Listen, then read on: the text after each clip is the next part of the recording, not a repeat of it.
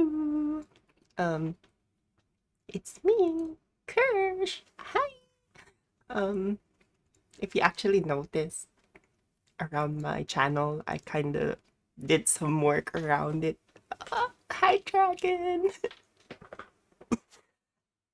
Sorry. I'm doing good. How are you? I did some work on my as you can see, I have a new overlay. Do you see that? Like new things, a new like my froggy friend on the side. I'm glad to hear. I'm so happy to hear that. Um, yeah. So before we start, I just want to share my appreciation, moment of appreciation to you, Dragon, for joining me, and to anyone who may come across my stream. And yeah, we're gonna be doing some yap, yap, yap, yap, yap. Do you love to yap, yap, yap, Dragon? Because I love to yap, yap, yap, yap, yappity yap. So yeah. What? Why are you blushing? Because you love the yap yap yap. Yes, you do. Uh, I'm kidding, but yeah. Um, I did some check. I never did my research beforehand to check some videos, so yeah, we will come across these videos the first time. So they were most of them were uploaded a few hours. I also want to clarify that um I might be I might be going AFK a lot. So, because I'm cleaning as well, I'm kind of on my cleaning outfit at the moment. If you're not if you're noticing it, but yeah, I'm gonna be cleaning every now and then. But yeah. Oh, I really appreciate you, Dragon, for joining me here today. And yeah, how's the storm, by the way? Are you doing well with the storm? Like, is it the warning done? It's gone. Like, how's the tornado thing? Like, I remember you mentioning you had the tornado thing. Uh yeah, I'd imagine that's normal for you guys in it. Is it normal this season, I'd say? Or is that climate change?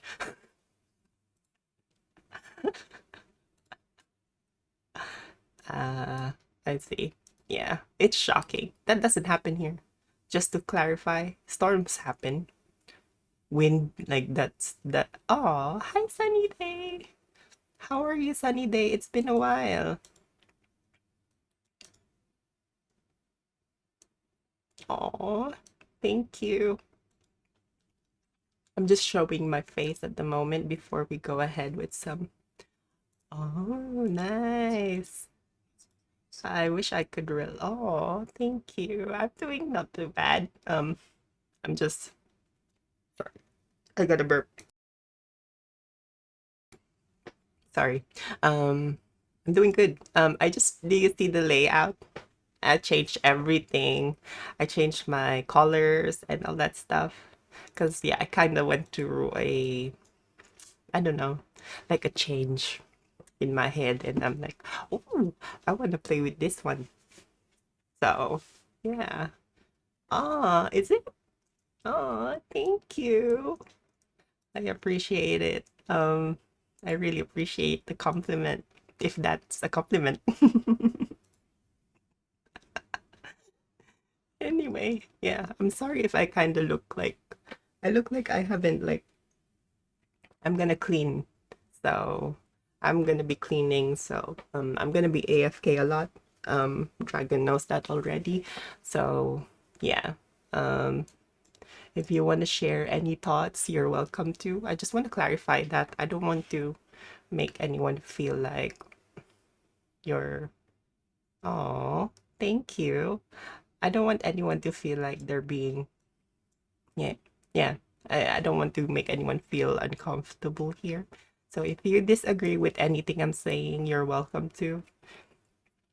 I always encourage dialogue. That's the best way to share your insight and share mine and understand yours. Okay, so yeah. Thank you, Sunny Day. I appreciate you for letting me know about that. And yeah, thank you so much for being here again. Oh my God, I didn't even finish my appreciation yet. But yeah, thank you guys. Thank you so much for being here. And I really appreciate it. I really do. Even though I slouch sometimes. Um, yeah, even though I look shit. Thank you so much. Even though my face is like I haven't taken a shower for days, something like that. Wait, let me actually smell my hair. Oh, thank you. Oh, shut up. Shut up, you two. Thank you. Seriously. Do I look okay with the short hair? Like, do you reckon I'd do okay with the short hair or because yeah, I want to cut my hair short at the same time. But I'm worried I'm gonna look like Dora, you know? Like, hola, soy Dora. Something like that. Really, I do. Hmm, I do, huh? Okay, if you say so. I'll probably surprise you guys one day. When I get pissed at my boyfriend, like when he pisses me off or something, I will definitely cut my hair because he doesn't like it. It sounds so evil. No, I'm kidding. But honestly, like, fuck you. I'd be doing that. Like, fuck you. Why would I care about what you think of my hair, huh? I'm gonna be bald like Britney Spears. Okay, be back soon, sunny day. Yeah, anyway, we're going to what we're supposed to be doing. Oh, also, I have a follower goal here. I just figured that out. Um, I think it's like, yeah, you can put an overlay basically from Twitch to put a overlay something. It's so complicated, but anyway, we're going to our um we're going ahead with what's gonna happen. Oh, thank you. Yeah, I hope I get there soon. But yeah, I honestly don't care. I think I'm at this point where just let things be. It's better to be talking to someone than yeah, than to see everyone as like I don't know, some sort of I don't know, like yeah, because I noticed that. Oh, shut up. Hmm. Thank you. I really appreciate you for saying that. Um, yeah. But I look, I'm not gonna I'm not gonna care about that sort of stuff because that's how people do get into it. But yeah, thank you for letting me know. And I will. I'll try keeping. Just let me know if I'm faking it. What was I supposed to do? Is it the first capture or what? Um, okay, there we go. um, oh, really, really. Yeah, I don't know. I feel like I'm faking it sometimes. Oh my God, I said that last time, did I? I'm sorry. Okay, anyway, so as you can see, this Dakaruru just talks about I'm not gonna call her Colleen anymore. I'm gonna call her Toxic Gossip Trade because that's her name. Oh, hello Severus. How are you? We're just about to start the drama. You didn't hear my appreciation part. I was sharing my appreciation to everyone. But yeah, I just want to say thank you for being here, Dragon and Severus Sunny Day. I appreciate you for talking to me at least. But yeah, if you have anything to disagree on this is an open space. a safe space as well. So yeah, we can disagree on things, but yeah, just keep it keep it light. Um, yeah, we'll be starting with this dude. But anyway, this toxic gossip train girl is oh, dragon. I don't think Sev is Sev in college. Are you in college, Severus?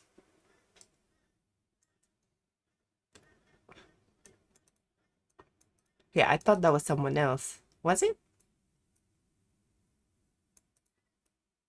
I mean, you don't really need to, honestly. You're getting the same skills at work. You'd be doing less, honestly. I notice, or I don't know, maybe management doesn't. You're fine. You're fine. We're just calling you out. Sorry. But yeah. Speaking of school, I do want to go back though. It would be nice to go back to school, honestly. But yeah, there's been a lot of things happening in the world of academia. So I think trade school would be a good option if anyone goes to school. Okay, anyway, Toxic Gossip Train Girl has a podcast. So it's been a thing. Everyone's making podcasts these days. I'm in the end people are like doing Twitch and converting their videos to MP3 to become a podcast, something like that. But yeah, anyway, that's another thing that creators are doing to make money. And for yeah, it's all a money making venture, which is I don't know, it sounds weird, but yeah, as you can see, Colleen. Oh no, not Colleen. Toxic Gossip Train. Yeah, Toxic Gossip Train is yeah, she has a podcast and someone talks about it. It's the duck. Oh, thank you, but yeah. I don't know. Is this is not a podcast. That's the name of my podcast. This is not a podcast. Albums. I'm talking about this specific release of 30 songs. 31. And I've been with you on Wow, this 31. Oh, someone's beating Taylor Swift.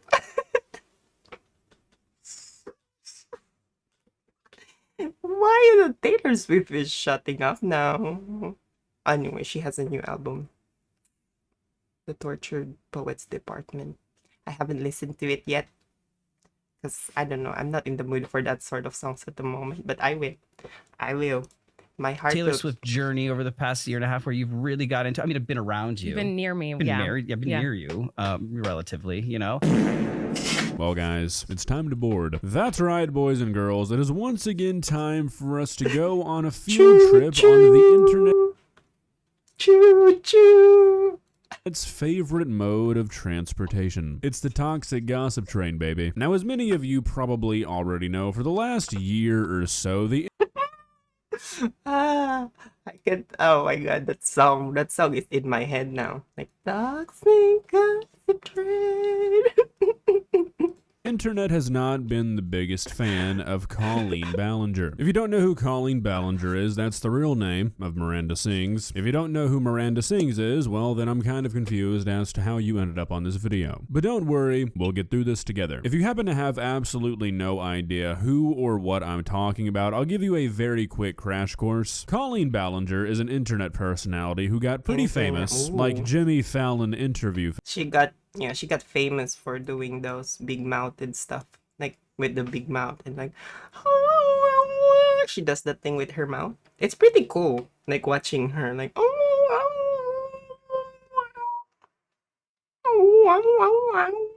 like it's so amazing how her mouth like moves like that. It's like wow, sis, how did you get that? I mean, I do. Maybe my mouth is pretty big as well, but I don't. Oh shit! I'm sorry. I didn't mean her.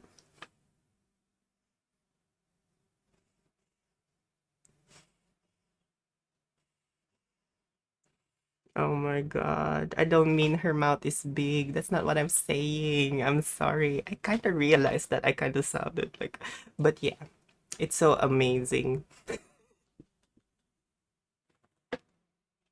No, but she's a talented person. She's a vocal sort of specialist. Like she does vocal stuff. Like, oh wow. I'm sorry. I don't mean to like if you have a big mouth, that's okay. I don't care. I don't mind. I don't mind. But she does. She does. Like wow. Like I just have to say wow. Like the way she exaggerates her mouth with her old videos cuz well, I wasn't watching her, but I came across her videos when I was younger. And yeah, it's just weird. Like it's just like I don't know. I find it exaggerated. I'm not gonna lie. Like it's too exaggerated, but I was just saying, maybe it's catered for kids. So, yeah. famous for doing a character named Miranda Sings. You don't Yeah, really need to Miranda know a whole Sings, lot that's about it. this character besides the fact that the general idea is that she's an unpleasant person who can't sing. Now, like I said, this character made Colleen very famous. Disagree with what that guy said. I don't agree with you, Duck. Because, yeah, technically speaking, she does sing. She does sing. Like, yes, I guess it's subjective as well, but like with that mouth, she can sing. Like, trust me, she can sing. Like, yeah, she can definitely sing with that mouth. And it's gonna be loud. I'm sorry, I shouldn't be judging other people. I'm sorry, Lord Jesus Christ. I'm so mean. I shouldn't be doing this. To the point where she had a very large internet following, which allowed her to do stuff like live concerts. And about a year ago, people started to really scrutinize the behavior that Colleen was exhibiting when interacting with fans online or in person at these concerts. Her original fan base grew up and started to look back on this stuff and brought to light how questionable a lot of it was. She was doing some really weird stuff with children for a long time. Now, once the people talking about all of this became too loud to ignore, Colleen made a response video, with her response basically being, you guys are being meanie weenies. You're making I'm gonna relearn this song on the ukulele. And I'm gonna sing the song. I hope she doesn't copyright me. I should ask for permission first. making stuff up, trying to ruin my reputation, even though, spoiler alert, it's all true. I'm the victim, you guys are bullies. You don't care about victims, you just want drama. August from the future here. Don't know how I forgot to mention that she plays the fucking ukulele during the entire thing as well. Pretty important thing to leave out there. Whoopsies. Now, obviously, this was not taken well. Oh, And it's been oh wait, it looks like that's the same couch that she... Oh yeah, it was! I'm just looking at it and like, oh, the couch is the same as the one on the podcast video. If you actually notice. It's the same couch with the same things on the wall. That's cool. this know was why not taken well, and it's been kind of a downward spiral for Colleen ever since. If you want to watch a video I made on that situation when it was all happening, I'll link one up in the corner. But today's video is much less serious, or at least I'm annoying. thinking it will be. Over the last week or so, I've gotten a lot of DMs, and I've also seen a few clips on Twitter about Colleen Ballinger and her husband's podcast, which is Thank you. Yeah, thank you. I don't know what I was talking about though. I don't know why I talk about that. That was weird. apparently terrible. There's a clip that's been going viral on Twitter of them arguing about Taylor Swift, and a lot of people seem to think You motherfucking bitch. You'd compare yourself to fucking Taylor. Bitch. Bitch. Why would you compare yourself to fucking Taylor? Taylor has been singing, even though she doesn't sound good to some. Yeah, sure. Like mediocre voice. I get it. I know. But yeah, like Jesus Christ. Like Jesus Christ, you're really gonna compare yourself to like wow. I mean, she should start talking when she becomes $1 billion worth, okay? Before she starts talking like that, because I don't think she's there yet. If it's like my $1 million, It's so fucking crazy, but wow. It's okay to like, I wish I could be like her one day. It's okay to feel like that, sis. It's okay to feel like it's okay to motivate yourself with other people's achievements, other people's, but to, I don't know, to like, no, sis. No, no, sis. This is not right. It's the worst podcast ever. So I figured we'd take a look at it because I'm always happy to hop on the dog pile when the person at the bottom is someone who tried to defend having a little boy eat cheese puffs out of her pants. Yeah, great stuff. The original video everyone's talking about is like an hour long, so we're not going to be watching the entire thing. I'm sorry if you're disappointed. We're going to be looking at the segment from which the clip came that is making everybody think this podcast is so bad. Full disclosure, I haven't actually watched this yet. I'm just going off a blind recommendation here. So hopefully this video is not completely pointless. We'll see. Let's begin. Please subscribe. I don't feel too strongly about this one way or the other. This isn't I feel like I already know what you're going to say. this isn't like my cause. You know what I mean? I don't really care I already know what you're going to that say. much, but I just like, I kind of initiated this, trying to have a mature conversation with you about this last week, and was and you know, I think it was okay, but I wanted to try like talk about it more here. But like what I'm going to say needs to relax is Taylor Swift lyrics. Okay. Okay, so from the 2 minutes of this podcast I watched while trying to find G-R-R-R. Well, how dare you compare yourself to Taylor? of this clip, I think I have a general understanding of what they do here. The podcast is called Relax, and it seems like they both come into each podcast with one topic that they think people need to relax about, and that's sort of the catalyst for conversation. And Eric's, I think his name is, for this episode was Taylor Swift lyrics. Now let's just get this right at the start. I'm not going to be talking about Taylor Swift as an artist during this video. That is not the focus of this video, okay? It's Colleen. He also hates Taylor Swift. I can see that. Well, not hate, but like, I don't know. He's not into it. You know what I mean? And that's fine. That's fine. That's fine. You know, we just appreciate her for the way she makes songs. You know, I think that's one of the things I like about her, the way she tries to like find something that will appeal her audience after all. But yeah, oh my god, I'm getting pissed already while just saying it because I know that they'll be like, And her husband. Taylor Swift and whether or not she's a good artist is a topic for another video. Is this her husband? Is this her husband, the dude? I'm not really sure. Like, I've heard she has a husband, but I'm not sure if it's this dude. I don't think it's the same dude. That I will never make. That's fine. Okay. Do you what's funny is you say that you tried to have a mature conversation about it last week, and I feel like it did because I said, okay, you don't have to like her. Yeah. The issue is that I don't care. Like, It's not my place to say. Well, it's actually, But art is subjective, right? of course. Okay, so already starting to sense a trend that I feel like might be the issue people are talking about. Look, I'm not a huge fan of podcasts to begin with. When I'm in a car with somebody and they say we should put on a podcast, I want to say I'd rather just jump out of. Oh my god, I'm the same. I feel the same way. Yeah, like especially during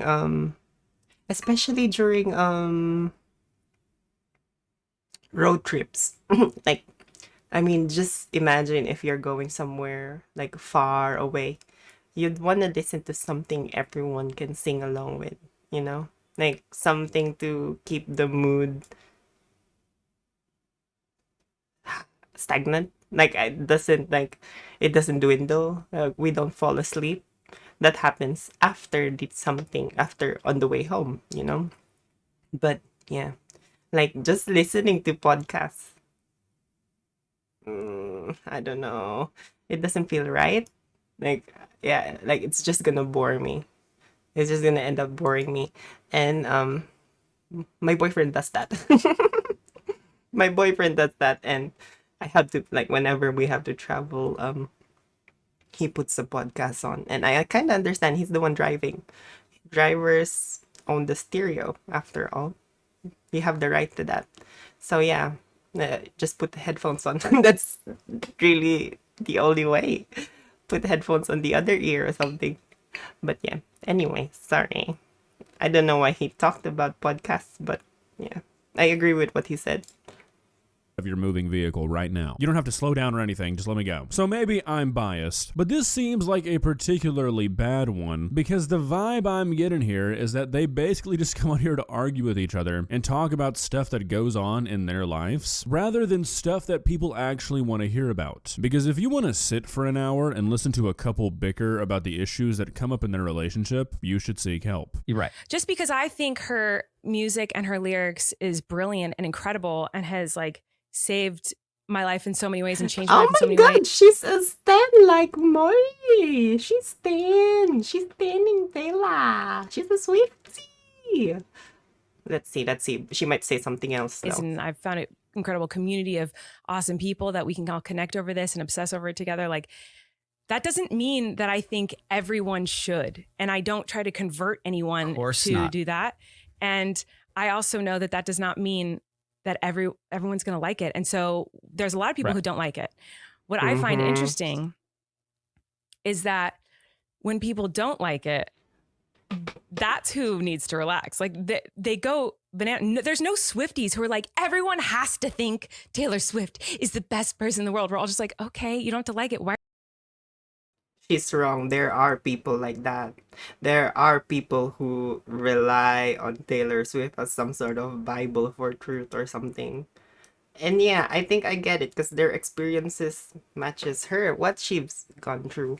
And she has a very open, like the media like the media shows her in like she's at that stardom point where every media is trying to like make money off her, like a money making machine. That's what Olivia Rodrigo said. But yeah, I think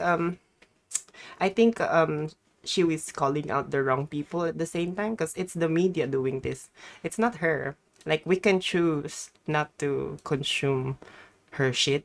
I don't. Like I'm not that sort of person who consumes Taylor Swift every day unless I'm in the mood for Taylor Swift, you see?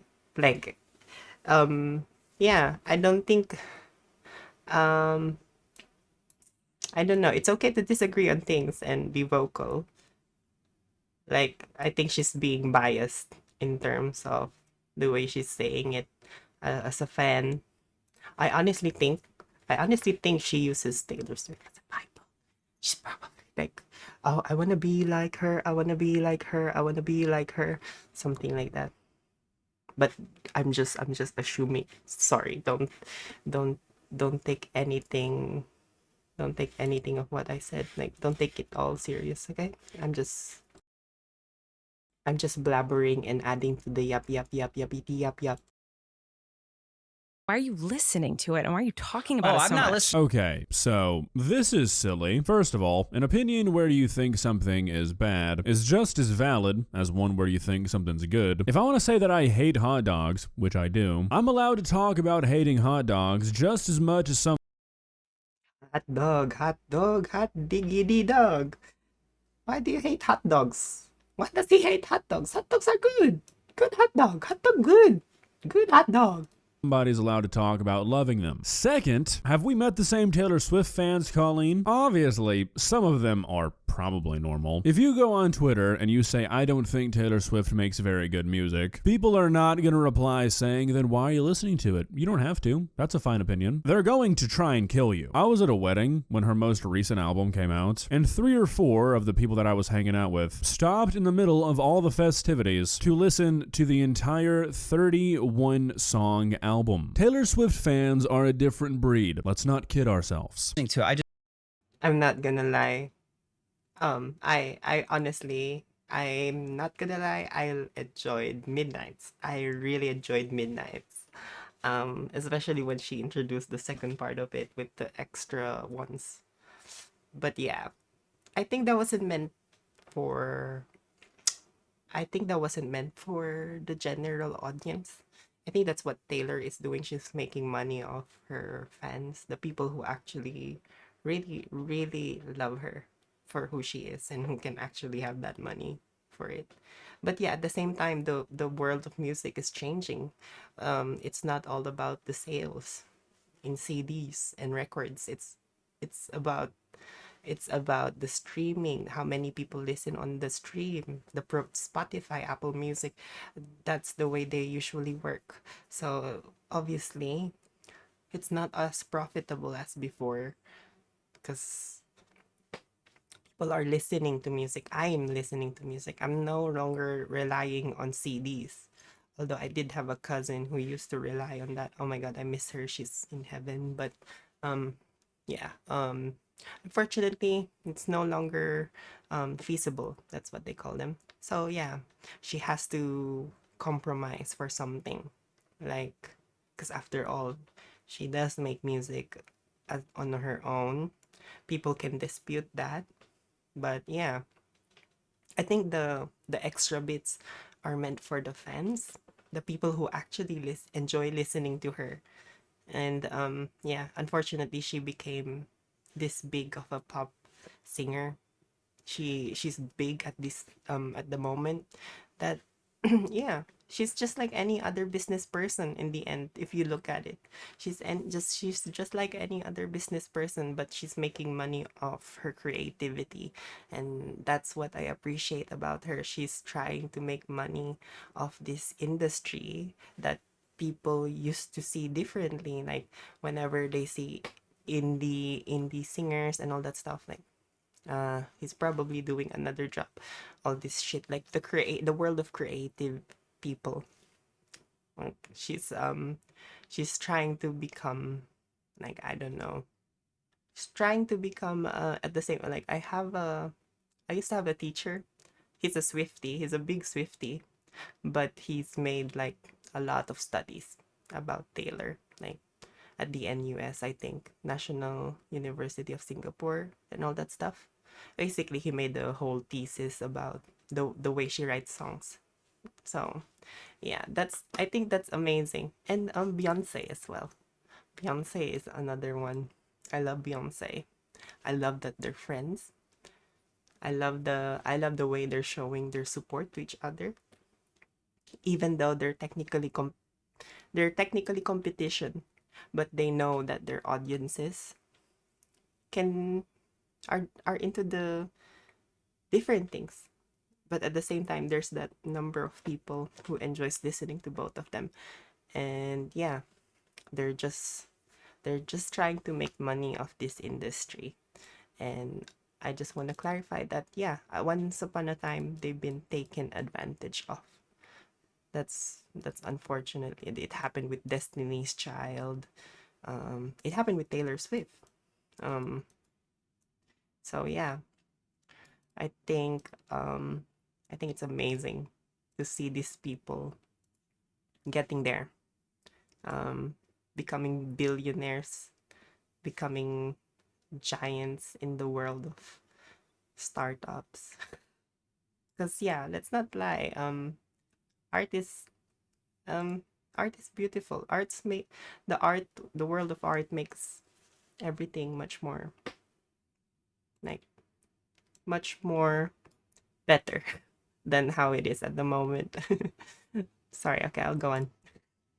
I'm hearing it because I live in a house with you. Right. And Yeah, you walk thank you. around Thank you, thank you. walk Yeah, around playing. Dragon. Like you walk around with Right. it playing on your phone, Mhm. not in headphones, just in Yeah. speakerphone. That's kind of like what you've I been can doing. put it in headphones if that bothers you so No, much. it doesn't bother me. It's just this is how I've absorbed it, and I just Oh. think, and I'm not saying previous albums. I'm talking about this specific release of 30 songs. 31. Okay, so the more I watch of this, the more I'm starting to Sorry, I'm gonna cut him off. I kind of think that Colleen is like the person who sees Taylor Swift of some sort of cult. Oh, actually, there's a group on Facebook called Taylor Swift. It's in Tagalog, like culto. Culto in Tagalog is cult, but yeah, the name in English is Taylor Swift's cult. But it's just a joke, you know. Like usually people are just uploading shit there too, because the Philippines like is one of Taylor's top like audiences. we know this. The Philippines loves like romantic shit, love stuff. Like you can see it from there. It's like linked to telenovelas as well. But yeah, it's so fucking funny. They post these fucking like they post memes stuff. Memes. I call it memes. But yeah. Um it's so crazy. It's just like it's so dumb at the same time. It's so fucking dumb. But yeah, that's the thing. People are taking it seriously. And I feel like Colleen here. I think like Colleen with the way she's saying 31, she's correcting him basically. Because I know that I know that feeling. I think she's like I think she wants to argue with her partner here on podcasts. Well, that's me speculating. I don't wanna just like Mr. Dr. Grande, this is the brother of Ariana in another life said. We're just speculating things, okay? Mm-mm. To see what people are talking about. And it's nothing super shocking or jarring, but it's like this doesn't even feel like a podcast. I can't imagine a person sitting down and watching this for entertainment. Because what this feels like to me is a Zoom couples therapy session, and It's I'm like the drama. therapist. Which if I Correct. You are correct. It looks like they're just talking about. Yeah, it's like a free. Oh my God. Why would you expose your fans? Your fans are children. Your like fucking hell. What the hell, Colleen? What the hell, Colleen? I have a best friend. I used to have a best friend named Colleen, but she's not like this. No, not like this. Not like this. Like that's dumb. Like spend your energy somewhere. Like spend your energy somewhere, like going to I don't know the beach and taking videos of the beach. That's better content for you. I don't know. I feel like the whole podcasting is just sometimes it's just people trying to like make money off the whole. I think it's because they're called RSS. Like it's like the technology that works behind it so that they could simulcast through all different platforms. But yeah, it's they just turned it into this money making tool to generate income, which is so weird. Like I used to love them. I used to listen to them, especially on on the way to. I like music based podcasts. Like I heard about like Benet. I think that was a good one from New York Times. I think it was a good podcast. But basically, it's about artists and they talk about their songs, like what was the idea behind making these specific song or album. I don't, it depends, but yeah, those are good. Or one-on-one chat with someone. It's someone it doesn't have to be a big person, like someone who you'd like to talk to, who you want to show to the world, like, oh, this friend of mine, she's an amazing person, she loves making music and all that stuff. Like, but this is something you should pay a therapist for. Like, wow. And look at those fucking microphones. You could pay off like you could pay off probably like 20 sessions of that shit. For real. Like, that's an expensive microphone. You could pay off like 5 sessions for that. Or 5 to 10. It depends if you have rebates. I was the therapist in this situation, I think right about now is when I'd be writing on my notepad, find a divorce lawyer that offers kickbacks. I'm just saying it's 31. 31. I don't know. I don't know. I think it's 31. I was exaggerating, but good to know. It's exactly 31 songs that are like that. It's it all in my subjective opinion. Mm-hmm. And I've been with you on this Taylor Swift journey over the past year and a half where you've really got into, I mean, I've been around you. You've been near me. Been yeah. married. I've been near you, relatively, you know? Okay, so this is my opinion, and I'm sure there will be moments where we're able to get into this more later. But if you are having a quote journey with an artist that is a significant enough part of your life that you and your partner have to talk about whether or not they've supported you through it, that's not healthy. The obsession that some people have with celebrities is genuinely kind of scary to me. And I've been into a lot of it, you know? And I watched the movie of the concert with you when we did that, and you know what I mean? And it's obviously big in pop culture, like very aware. So then hearing this new album, it just seemed like, I think maybe I should drop it. Drop what? This conversation. I don't know. It's not my If you want to. No, I mean, it seemed like, you know, I was like, oh, did you hear that? If you want to. Oh shit. I shouldn't show that. But ooh, if you want to. That sounds like aggressiveness. Like passive aggressiveness towards the dude. Like the dude is like, I think the dude is sensing that yeah. It's sensing that it's kind of getting like a little but yeah, I think she still wants to talk about it. I think she has like, I think they should stop recording at this point. Just end the recording and just talk, because this is not the way to go, Colleen. Colleen, are you out of money, Colleen? Colleen, just sing, Colleen. Even though your voice can be shit, just sing. God, just sing. That's what you're famous for. Like, sis.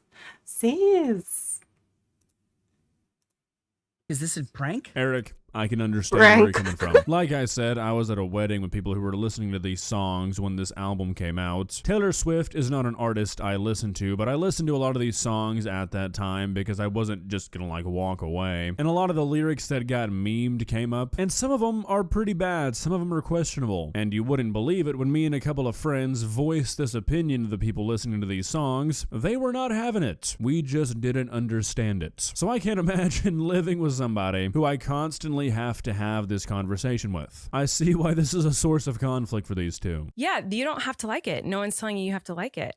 My issue with it, so the night that the album came out, I was very excited. I love Taylor Swift, and I do think she's like a poet. Like I love her lyrics. I think she's very talented. Right.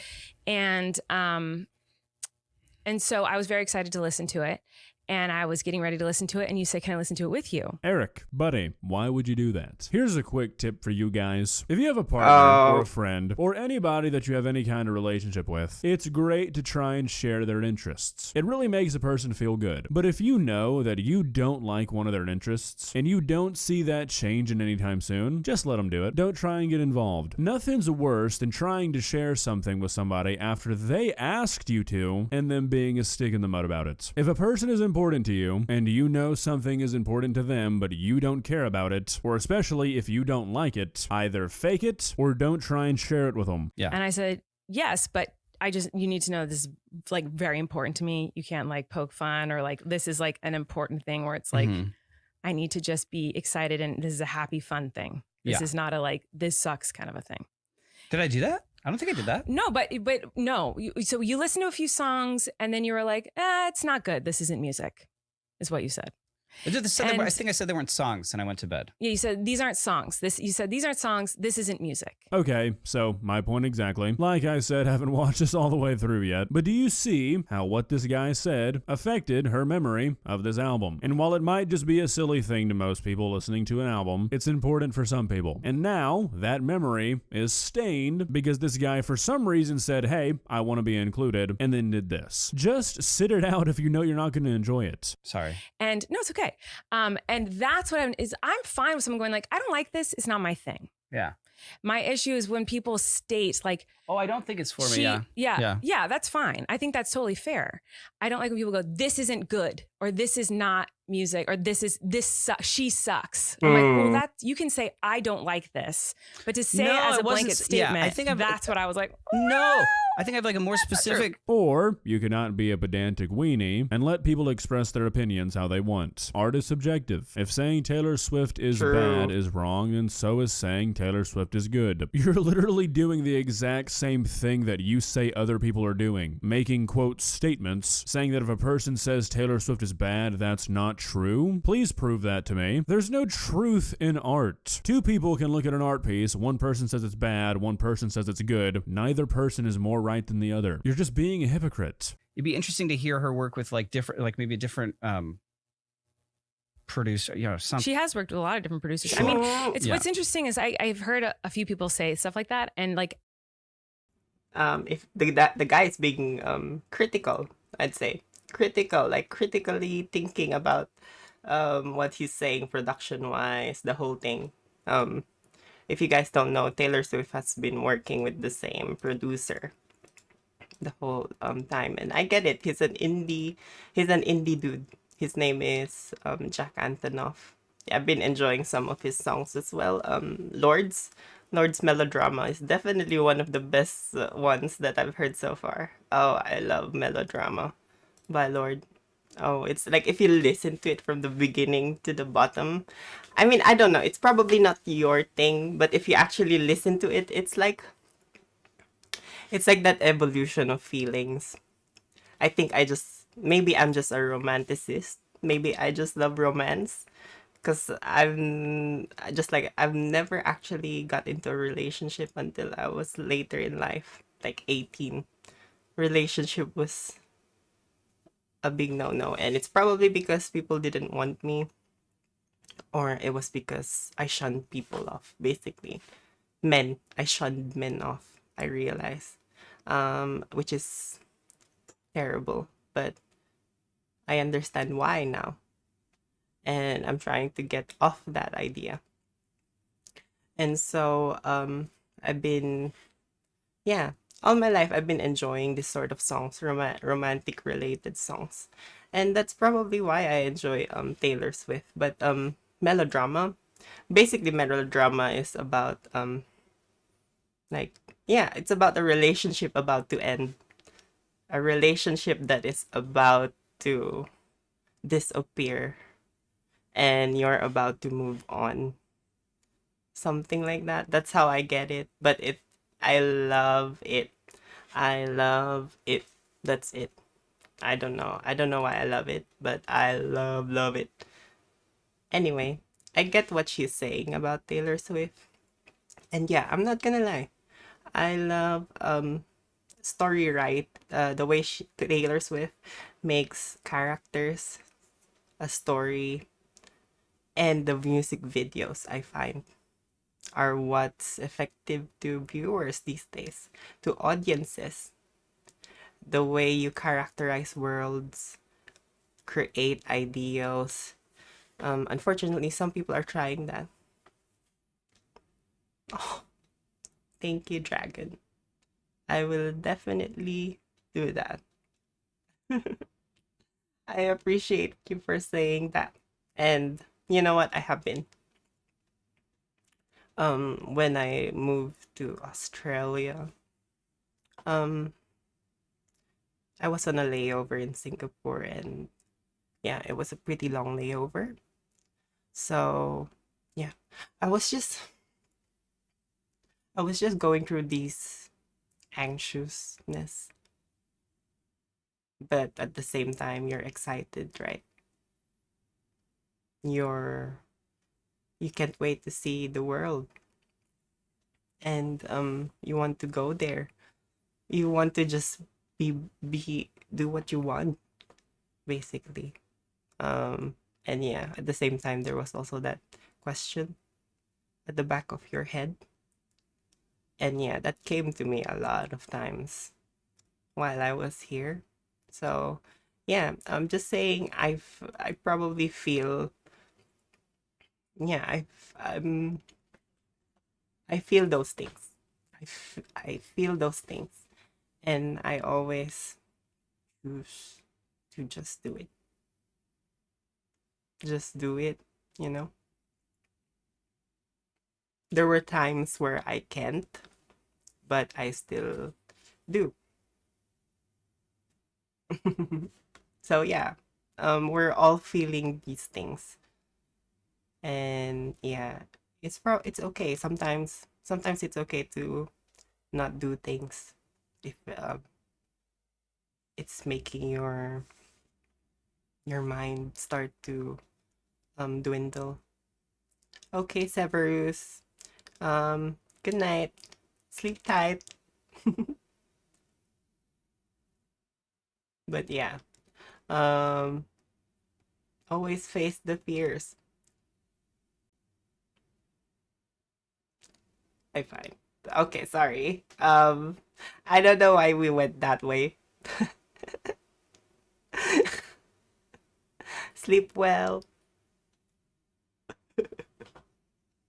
Okay, I'm gonna keep playing this stuff because um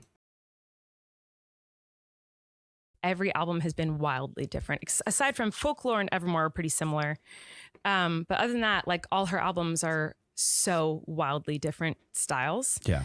So that's so funny to me when people say that, because I'm like, Yeah. she's done so many albums and they're all Yeah. so different, except for Folklore Evermore. And this one's, I'd say, kind of in the same wheelhouse as that, but there's not really. Like, Okay, so I don't really know what this guy is trying to say, but if he's trying to say what he said, then I don't really understand Colleen's response here. Taylor Swift has primarily produced all of her albums with Jack Antonoff. Like, that's not some sort of industry secret. He's been working with her forever. So if he's saying that he wants to see her work with different producers, saying that these albums are thematically different is sort of a nonsensical response. Just saying. I don't think it's not for me. It's not Right. to my taste. So I don't think it's I think this is bad. I think this is like, I don't think especially like a guy should be on a podcast saying like why Taylor Swift's new album isn't good. I don't think that's good podcast you're allowed content. to feel that way. Do you guys see what I mean about this being closer to a virtual therapy session than a podcast? I mean, even this guy is acknowledging it here, saying this isn't entertaining. No, it's not. You guys are having this like weirdly veiled argument where you seem to be trying to hide frustration or something from the audience. The way both of them are talking doesn't really seem natural about the most trivial issue in y'all's relationship. Oh wow, a married couple doesn't like all of the same things. Who would have thunk?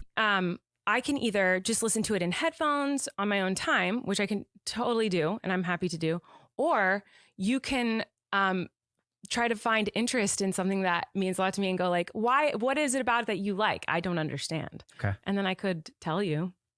What? I was about to ask that question, but like, I don't know that I care. I'm kidding.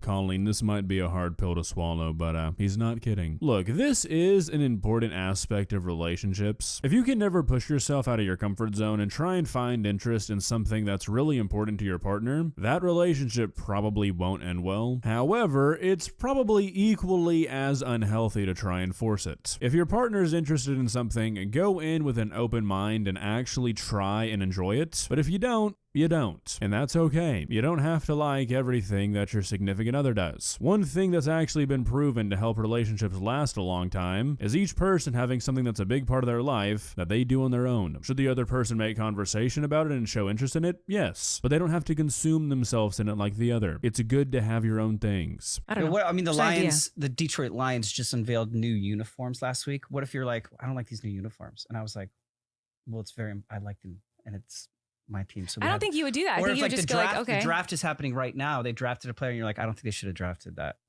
2 cornerbacks, their first 2 picks. You'd be like, you don't know anything about this. You don't understand anything about it. It'd be the same conversation.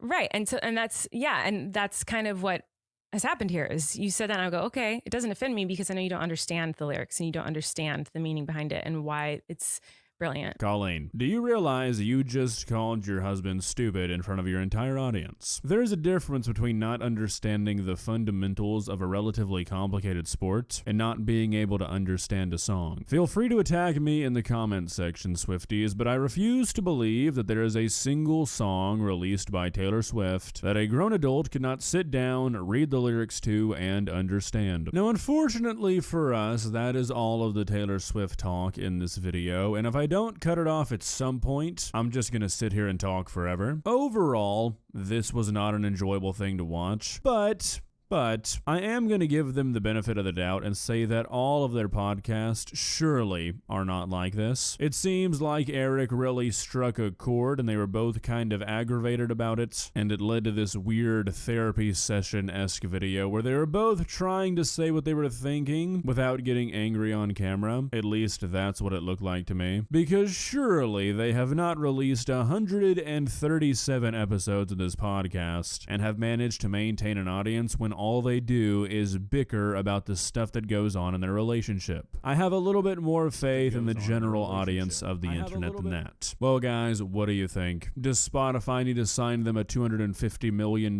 deal for this bad boy? I am going to say that I think most of the stuff I saw on Twitter is a little bit overstated. I mean, the tweets I saw were people saying stuff like, you shouldn't start a podcast with your husband if you guys hate each other. This just seems like two people getting into their emotions over an argument they've clearly had before in the past. Is it entertaining to watch? Absolutely not. But this behavior really doesn't seem that abnormal. This is nothing compared to, you know, having a kid eat cheese puffs out of your pants. Thought I forgot about that, didn't you, Colleen? Not happening. If you enjoyed this video, please leave a like and walk on over to that subscribe button and touch it. It's free. It won't cost you anything. But for now, that's all I have for you today.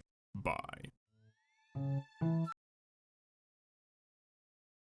Wow, that is a lot. Oh, wow. I just wanna say that that is exhausting, and yeah, I wouldn't, um,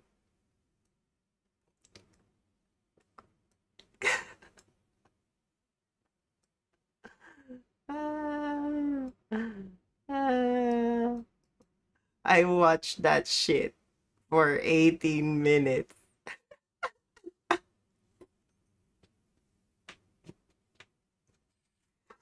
Oh, wow. That's still exhausting for 18 minutes. Like, that's insane.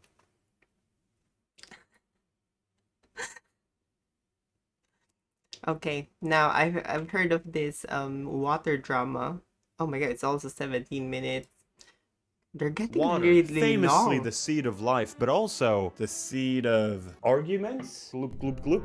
That's water right there. The water sommelier Oh, it's is from Pinely, by the way. probably the most famous water-related influencer. I guess there's all these influencers who make TikToks about like flavored water, but I'm not talking about that. I'm talking about real old school water. So this guy routinely posts a lot of water related reviews onto his TikToks. Boxed water is not better. Oh my god, oh my god. Here's Martin, your personal water sommelier. It maybe looks cool because it looks like, It does look cool. It does look cool. oh, it's a box, so it's not plastic.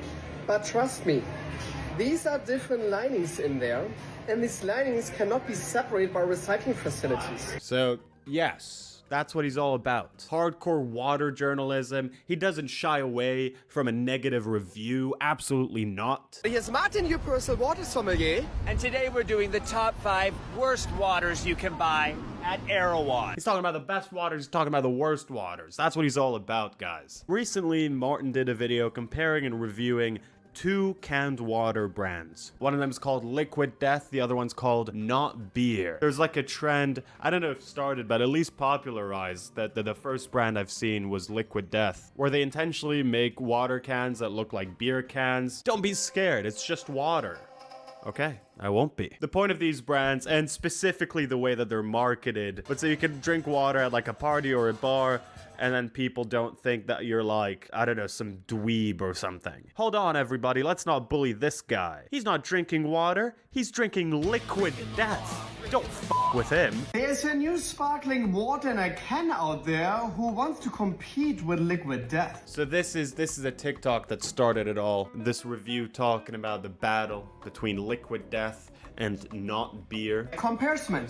This is the liquid death versus the new not beer water. Okay, first let's start to talk about the name. Liquid Death, it's a great catchy name. I agree. I like the name Liquid Death a lot. First time I encountered this Liquid Death can was at a music festival. I couldn't find any bottle of water. All I could find was this. Is that gonna kill me or something? Liquid Death. Like, what the fuck is that name? Can of liquid death, and I was like, that's not water. That's too cool to be water. But when I did drink it, it was very, very refreshing, as water often is. The tagline was always death to yeah. plastic.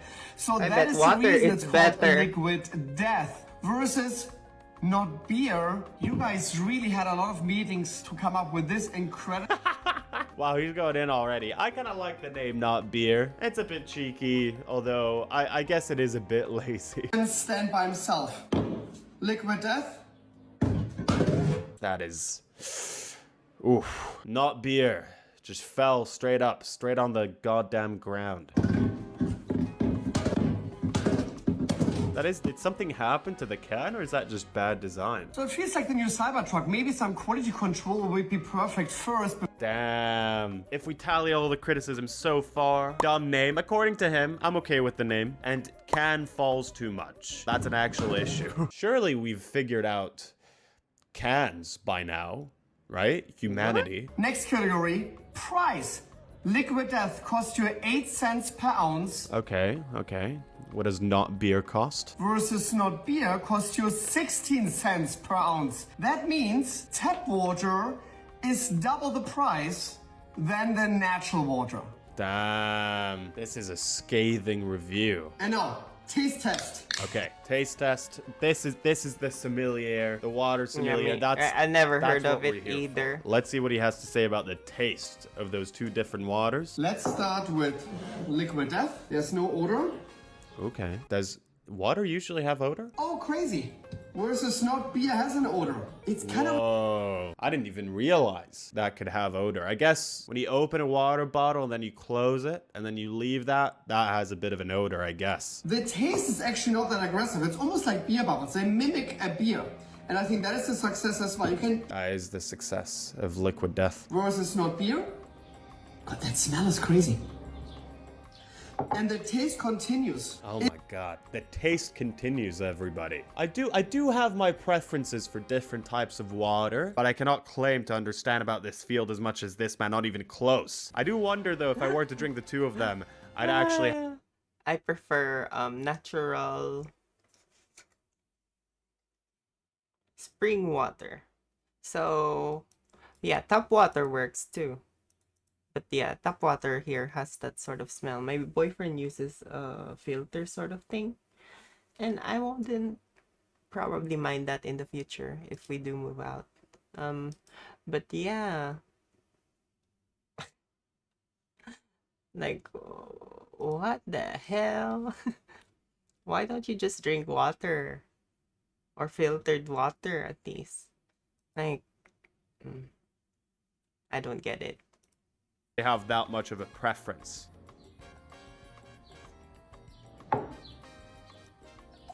Wow. Okay, I want to be honest here He fucking spat it out. because obviously this can has a problem. So I want to taste another can from this not beer stuff and see. This can seems a lot more stable. The stability was an issue with that can. It's bad.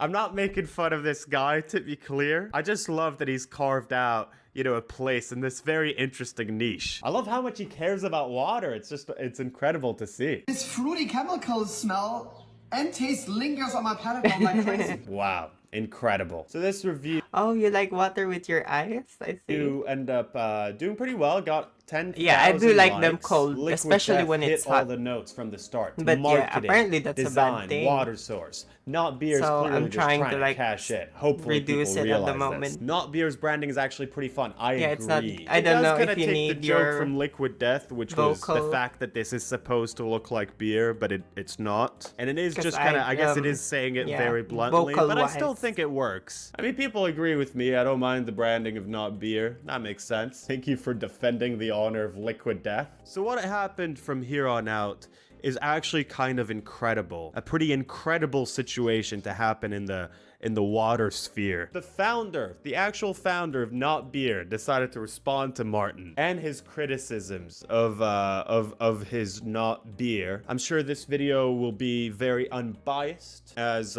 founders talking about their own product and their competition, as that usually is. I remember when Mark Zuckerberg did a review of the Apple Vision Pro a few months ago. That's, you know, that's like the sort of unbiased journalism that we need on the internet. Hey, Martin. This is Dylan, the founder of Not Beer. And hello Dylan, here's Martin, your personal water sommelier. First of all, Dylan, I want to congratulate you because I know how That's nice. That's a good start. He wants to congratulate him. hard it is to start a water Oh, wow, company. it's So speaking. I love that you're doing this, and I think not many people can pull this off. Not many people can pull this off, selling Not Beer. So let's get down to the brass tacks. Let's get down for what's actually being said here real quick. Heads up from my side, because I really appreciate that from you. Thank you for your review. Before I dive into This has no offense to this guy, but the vibes here are like very aggressive straight out the gate. So is it just water? Is that what he's saying? Thank you for your review. I don't think he's actually thankful for it. That's my guess though. I just want to congratulate you on being a professional water sommelier. That's nice. I feel like he actually means it. 10 years ago, no one would have thought we needed an expert to tell us how water tastes. I think I'm gonna take back my last point. I have a slight notion that maybe he wasn't genuinely congratulating him when he said expert like that. I think maybe that wasn't very genuine. Many people didn't realize that they were buying tap water in plastic containers.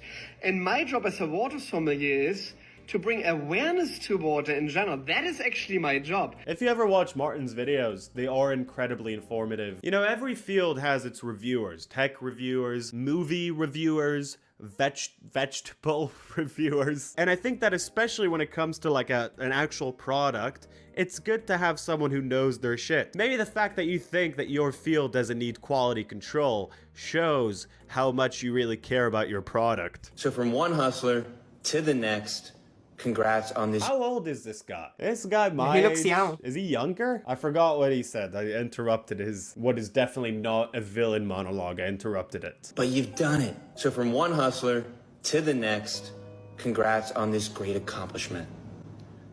People are driven by incentives. As a water sommelier, what's your incentive, Martin? You have to convince people that there's a reason we need an expert to tell us what water tastes like. What the f? Why is he trying to discredit this guy's whole career? Quite defensive, right? I mean, he only said that the water tastes a bit too sweet and that the can falls too much. Like the can was comically falling around. He wasn't attacking like you on a personal level. I want to bring attention to water because millions of people don't have access to it. Actually, 2.2 million Americans don't have access to tap water. 1 out of 4 people don't even have access to clean and safe drinking water on this. And if you go on his page, that is a lot of what he talks about. Often on his page, he does try to bring awareness to a variety of different topics. And I personally don't really see a problem with a guy building a business based off of just letting people know what's in the products that they decide to buy. I feel like that's absolutely fair. For a complex compound like wine, having a sommelier makes sense. It's composed of water, ethanol, sugar, acids, and much more. Each wine has a different This is like really scripted as well. Like he's looking at a script here. chemical composition based on the types of grapes used. He keeps looking up into the script like every 2 seconds. Water is different. It is a single chemical compound that is identical wherever it is produced. No offense to this guy. You know how like when you were a kid and you give like a presentation in school, there's a certain melody to like how you say things? Today we're gonna talk about water and the impact that it has on our day-to-day lives. You know, that sort of melody. That's very what I'm hearing here. It is and always will be H2O. Is and always will be H2O. You know what I mean? That's kind of the thing I was talking about. I guess he sells water cans, so this isn't really a skill that he needs to have. Just something I've noticed, I guess. Right, from a chemical standpoint, water is H2O. But Mother Nature does not know the concept of just pure H2O. Oh my god, he's gonna school him about water now. That doesn't exist on this planet except when it's mankind made, like distilled water. Yeah. When I was starting Not Beer, I wanted it to be spring water. I spoke with the former CEO of one of America's most successful spring water companies. How are you so young and he spoke to my a God. former CEO? Connections. You know people who knows people, who's the grandfather of other people, who's the father of a fucking president, who's the president.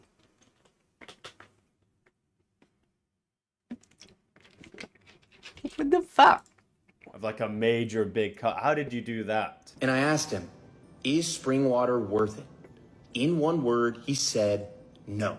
I love that you're bringing up other water companies because that is the scary part, that many water companies have no clue what they're actually selling. And I mean, when you're saying is it worth it, he probably just means like from a business standpoint. I asked this other guy that made a lot of money in this business, will this make me more money? And he said no. So obviously, this is also the version that's best for the consumer. He followed that up with, what is water? I looked at him more confused. It's a chemical, he said. It's H2O. That chemical is the same everywhere. Listen, I am not fussy about water. I don't want that to be my image. But there's a big difference between different waters. You get a big difference between like tap water and like spring water and all that. So you taste the difference. But if you're saying it's just a chemical, what value do you bring? What value does your product bring? Spring water is just a story we tell consumers to sell them water. Yeah, it's just not a story. It's the source of water. You have tap water, you have iceberg water. What? How did that guy...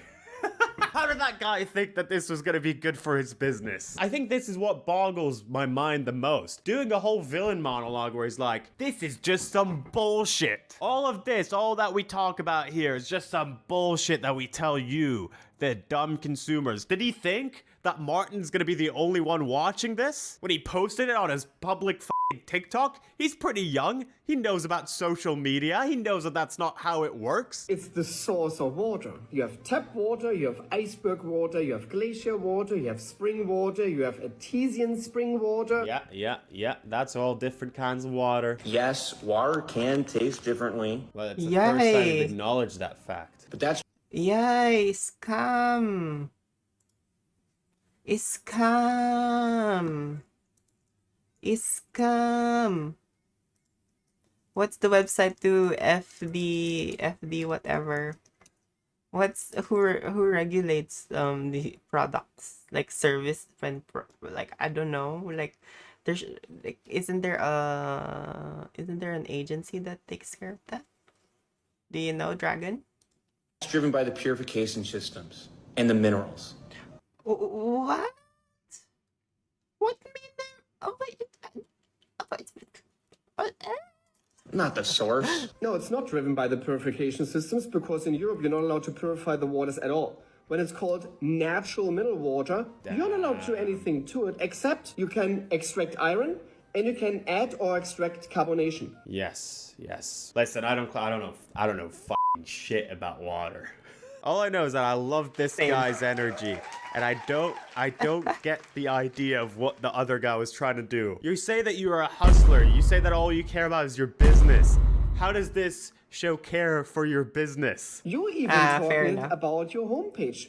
You're so proud that you showcase. Why add the electrolytes and mineral blend? So they do add things. He was. What are the ingredients? Purified water, reverse osmosis, electrolyte, and mineral blend. potassium chloride, potassium bicarbonate, magnesium sulfate, calcium chloride, Himalayan pink salt, brewed with the spirit of our founding fathers. What the fuck does founding fathers mean? And the feeling of a long weekend. Our sparkling water has the essence of tailgate, a hint of summer sunshine, and a whole lot of America. This is what I'm saying about, like, fucking...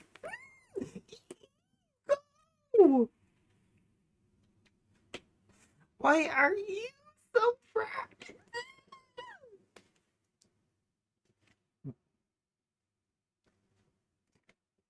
This is very stressful. It's good he caught it with his whiff. We add essential electrolytes and minerals to enhance hydration and taste. It's not even just pure H2O like you claimed. And that's kind of strange to me, I have to say, as a water company, that you don't disclose what's actually in the water. Damn. The reason he doesn't disclose it is probably because he put little goblins in the drink. Instead of like the fizzy bubbles, there's like little goblins that go into your mouth and they tickle your insides. And that's probably what he put instead, and that's why he wants to keep it a secret. Because he's a hustler. He hustles and he doesn't want people to know. That is no way. Hustling isn't like, oh wow. I mean, he also I think one of the reasons why it triggered the dude was like, yeah, the water. The water. Like, yeah, I don't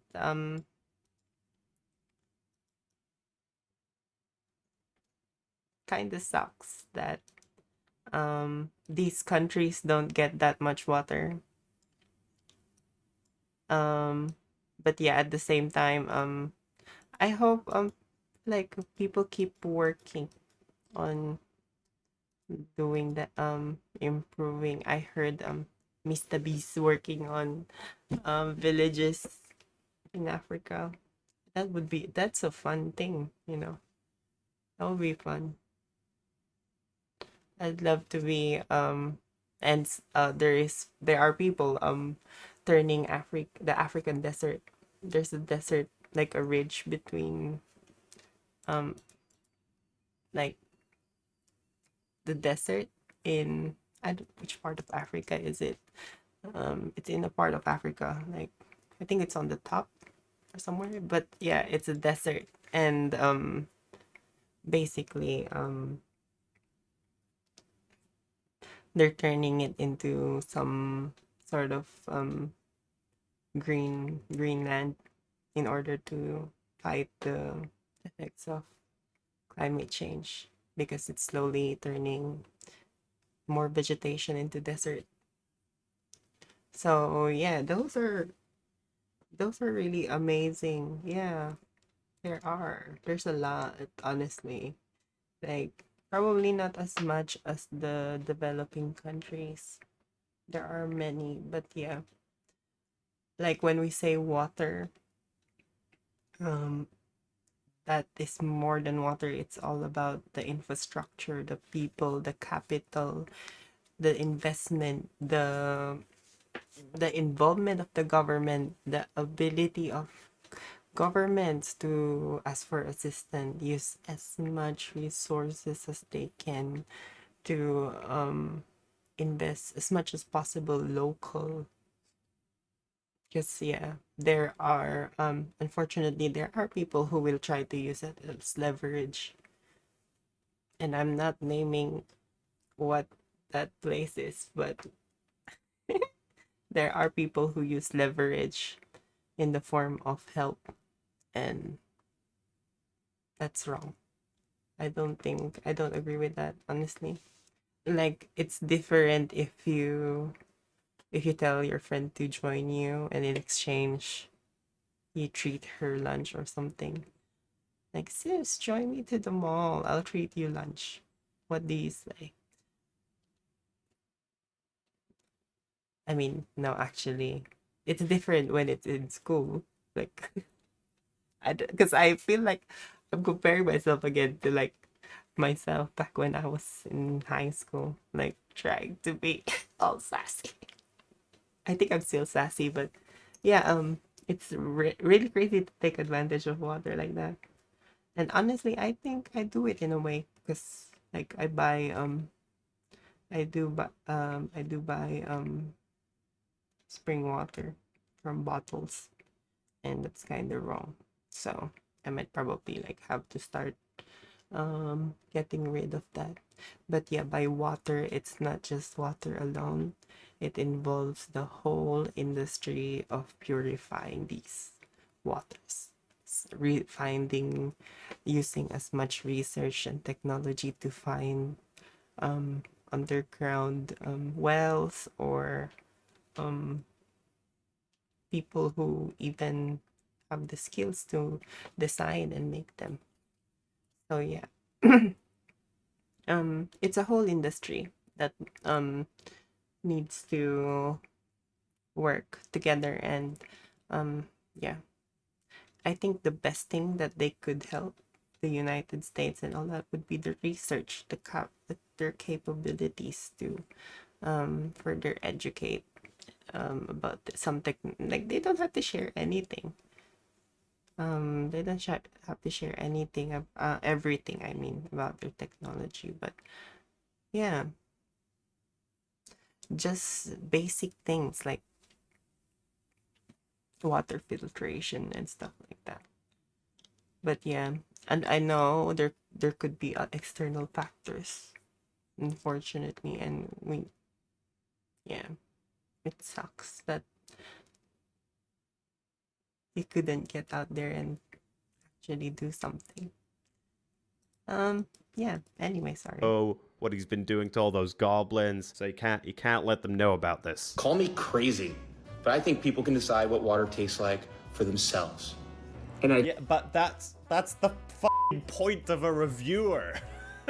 Especially when it comes to like a product that you're gonna buy. I watch an MKBHD video if I want to learn more about, like, I don't know, some tech that I want to buy. And while Not Beer doesn't cost anything similar to like an iPad, I think overall having consumers be like more knowledgeable about what they decide to buy and what they consume that's a decent thing. And I totally agree with you, because there is no best tasting water. You will never see any videos of myself saying that is the best tasting water and you need to buy it. Well, to be fair, he didn't say that it's objectively the best tasting water, but he did spit his water out. But that's the side of a good reviewer, right? You're showcasing your own subjective experience rather than imposing an overall.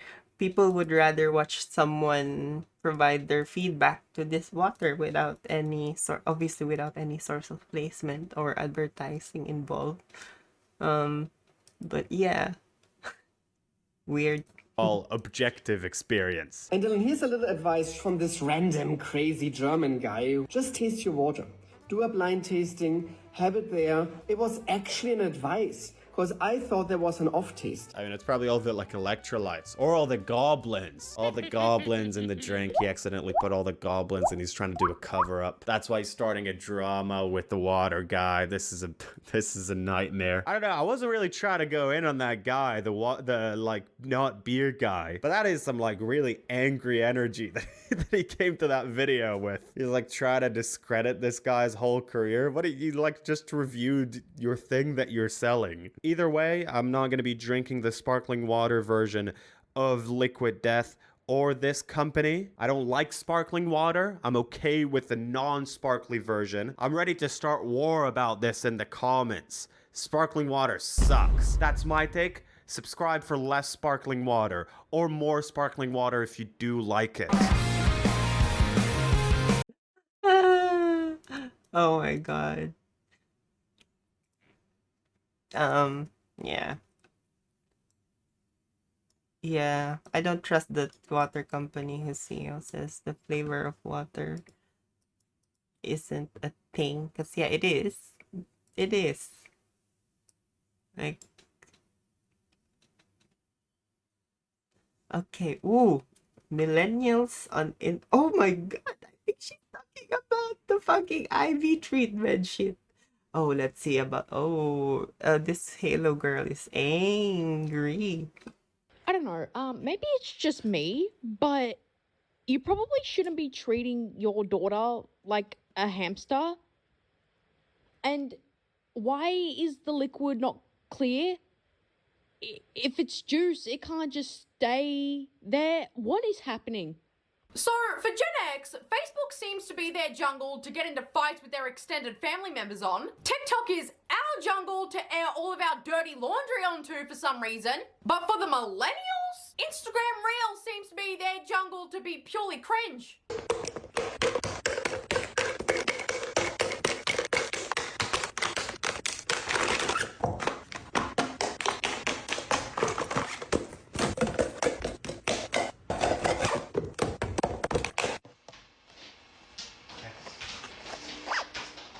Okay, so you conveniently forgot to mention that the girl that you made a stitch with said she was going on vacation. She's going on a trip. Of course, that's why she's gonna need several different bags. But secondly, these were all essentials, so I don't understand why you're claiming otherwise. Women need to keep their makeup separate in case it spills. A bag for hygiene products is also mandatory. She still needs to clean her hair on the trip, and she packs her face wash and skincare so she doesn't have to buy more than she already has. If anything, your essentials concern me more. Because if you're going on a trip for several days, why are your only two essentials lip balm and cow fat?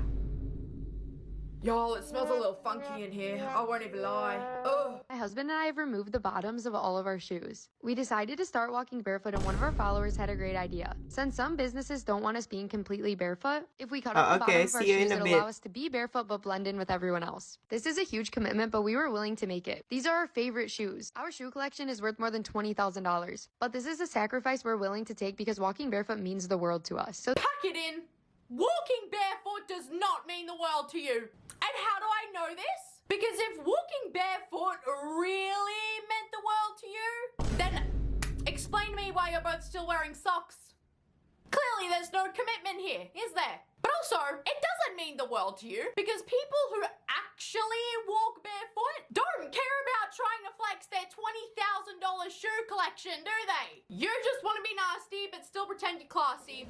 Oh! Buzz! today we got to work and started removing the bottom. The experience of cutting off the bottoms of our shoes was very freeing and detoxifying, just like walking barefoot is. So after we cut the bottoms off, we decided to try it out. So we went to our favorite store, Sephora, and as you know, they don't really like us in here without shoes. I needed to grab a few things for a trip we're going on.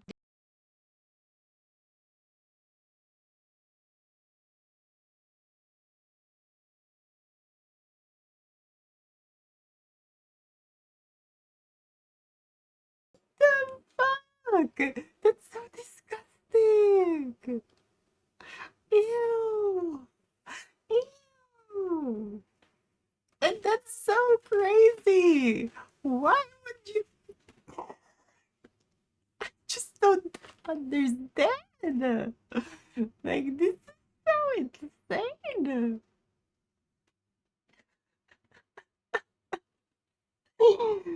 Oh, wow. First of all, that's disgusting because the foot or the shoe, I mean, the shoe that everyone else's use may have gotten into that fucking floor. And imagine the foot traffic that goes in there, like people walking, like, and they probably walk somewhere, like somewhere around there, like or in the bathroom, in the grass, I don't know, step on poo-poo somewhere. And then they would be walking, and obviously they'd soon realize, but they could try to get rid of it, but it wouldn't be really gone in it. Like, it's still there unless they actually, like, do a really proper clean or chuck it. But just... And yeah, imagine the bacteria that goes there. The bacteria that are like ooh, like even the bathrooms, even public bathrooms, I kind of at them because of the hygiene thing. I find I don't mind some public showers that are outdoors and you just press them and you just shower yourself after you go to the beach and beach all that stuff. But yeah, when it comes to like, yeah, This is insane. Like, what the fuck is that trying to do? Like, oh my god. Like, why can't you just stop being cool? Just stop for a second. Just dress fine. Like, wear a sandal or something. It's disgusting. The experience was absolutely perfect. The workers came up to us, they talked to us, they even complimented our shoes. I definitely recommend this if you're trying to go incognito barefoot. It's the perfect way to get all the benefits of going barefoot, but also have no one know. There is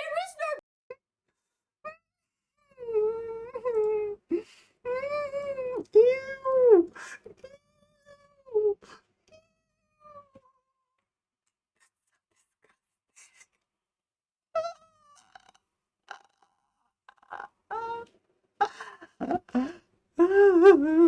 I see some people doing that in here.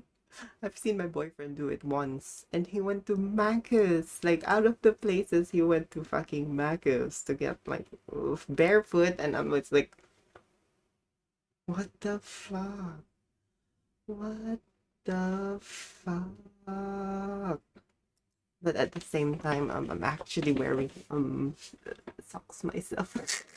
I'm really not comfortable having my feet exposed unless I'm sleeping.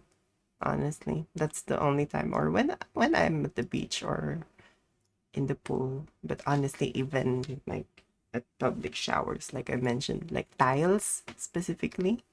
Oh, welcome back, Dragon.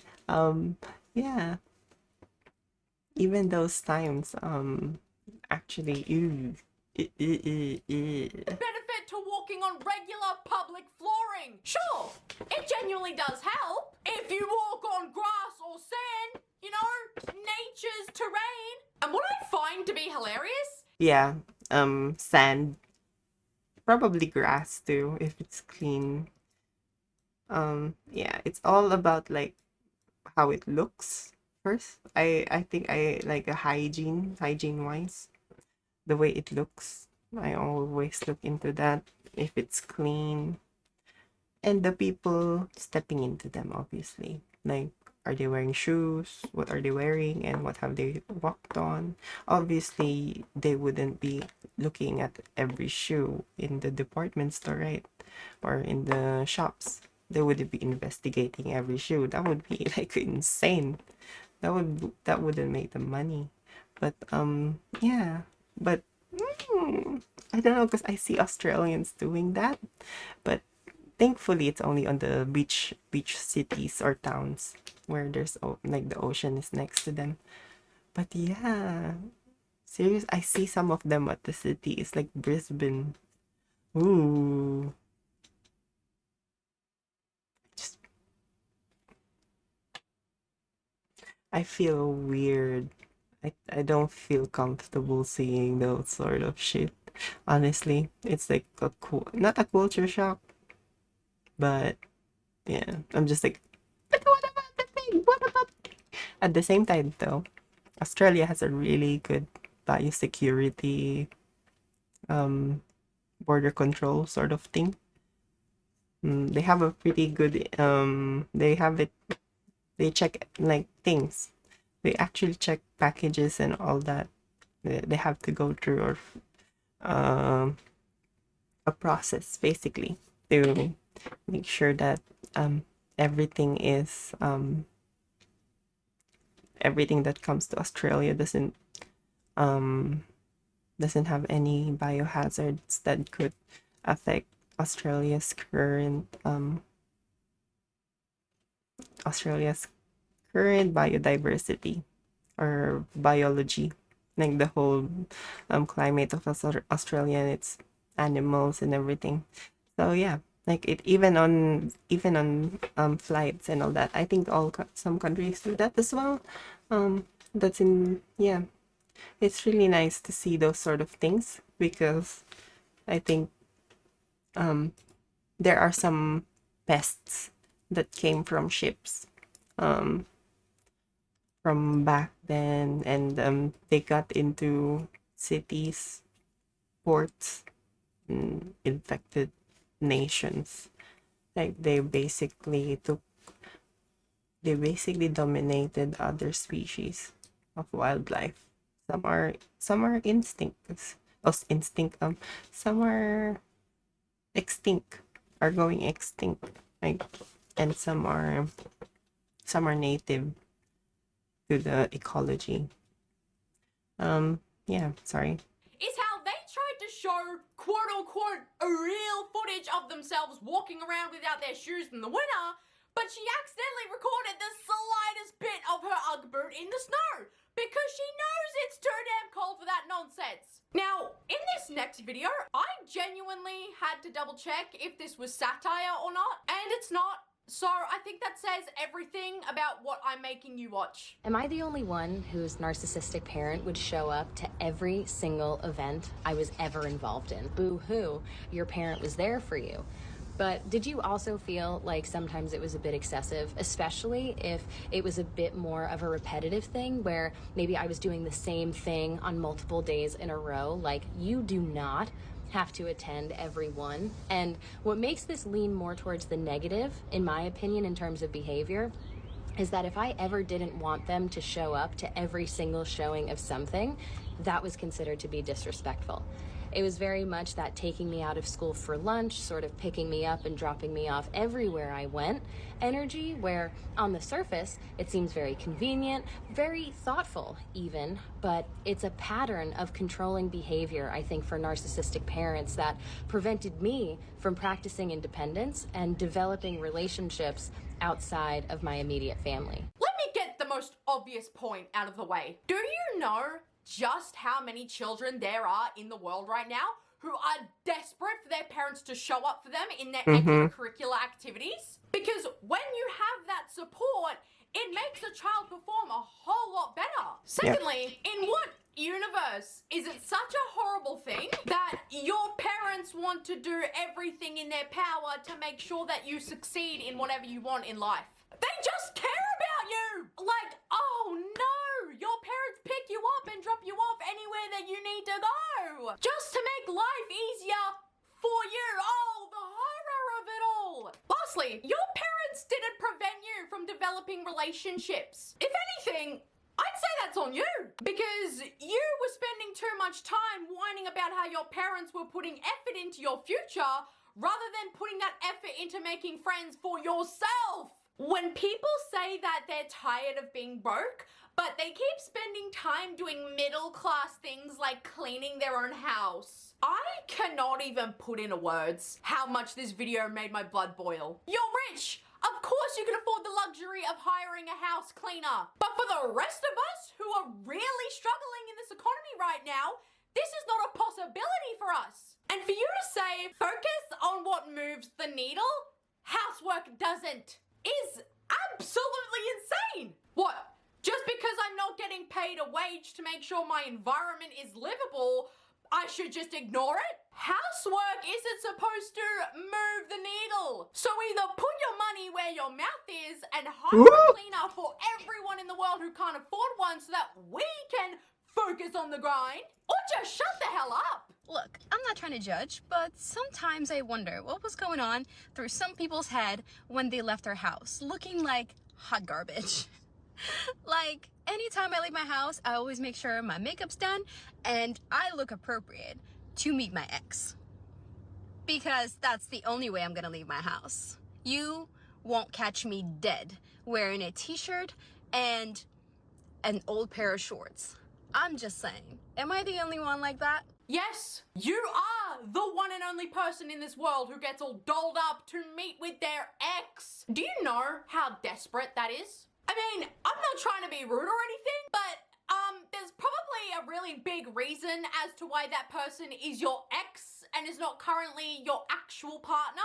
Newsflash, I don't give a shit about what anybody else looks like in public, and nobody gives a shit about what I look like in public. You're not gonna win a gold medal because you put makeup on. Also, this post is hilarious to me because you have the audacity to beg people on Instagram to send you money on Cash App. You want to bully people with full-time jobs who just got off of their shift. And you want to bully mothers with newborn children who both don't have the time or the energy to not look like hot garbage according to you. And you want people to still give you money for that. Yeah, I don't know how. The sleeving one. Yes. She wants the sleeving one. The sleeving one. Okay. It's their day. We have a few sleeve options. It's their day. This is exactly why you're not the one getting married. It doesn't matter how pretty you are. If you can't be happy for your sister while she's preparing for the happiest day of her life, you will never receive those same blessings in return. Nope. I can almost guarantee you that had the roles been reversed and you were the one getting married, she would have recalled herself being a hater and saying that you're not funny or pretty. Your sister's getting married before, but you're prettier. Oh wow, that is mean. Oh wow. Why would they say something like that? Yeah, I don't understand this sort of shit. Like, but at the same time, these sort of shit are enabled by someone.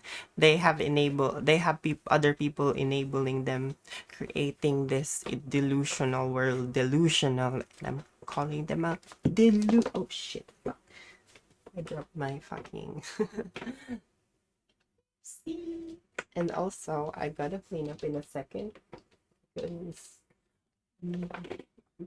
I gotta clean up because I'm a messy bitch. And yeah, I don't care.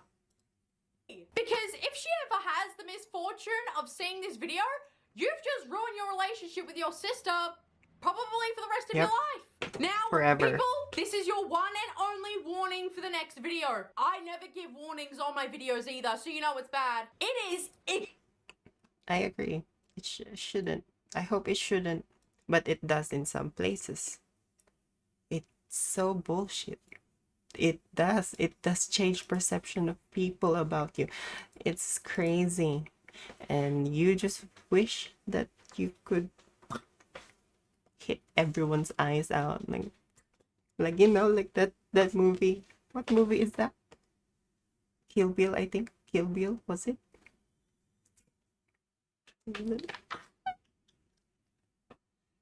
And you couldn't see anymore. Apparently your senses get so much heightened when you can't see. Like well, I have to look into that. I didn't say that. Scratch. Extremely irritating. This reel contains highly unnecessary gagging and incredibly annoying chewing sounds. So please proceed with caution. I don't know if I'm gonna survive this. Okay, I can do this. I'm already gagging just with that. Oh! It's a texture thing for me. But we're gonna try 4 different fruits here and see if I can overcome this battle. Huh? Huh? Ha!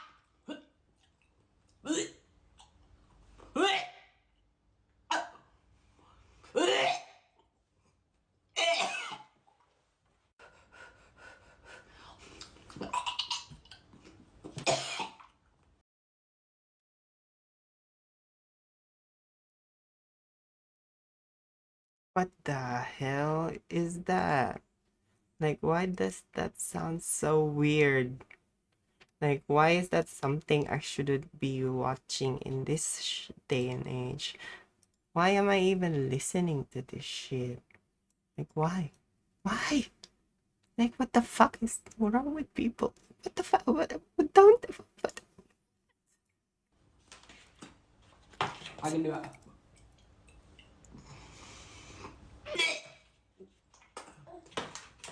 I'm okay. I'm okay. I'm okay.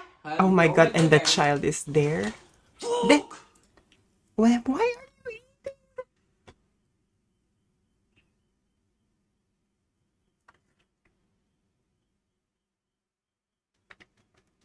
What an attention. Oh my god. Oh my god. This is so insane.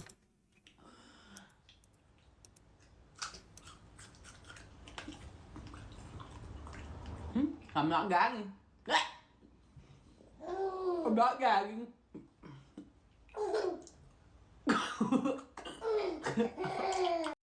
What's with that fucking laugh? It's so fucking... What the fuck? What's funny about...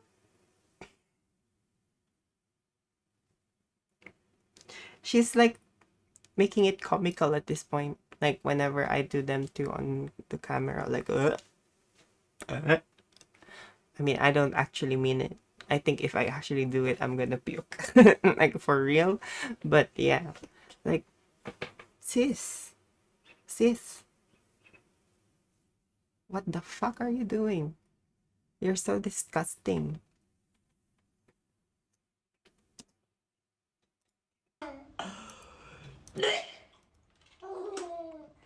Are you really laughing at me? I'm struggling. Ew, she didn't cover up that shit. That's so disgusting. Not funny. I don't want to This look. is gonna be the winner. These are cotton candy grapes. If I don't like this, I might as well go back to daycare because I'm a freaking child. Oh, yeah, she Do you is. see why I gave you that warning? If you weren't grinding your teeth by the end of that video, I'm in awe of your strength. Oh, but Haley, some people just don't like fruit. My mouth tastes sour now. I need to drink some water because that bitch is making me fucking, yeah. Making my head shit.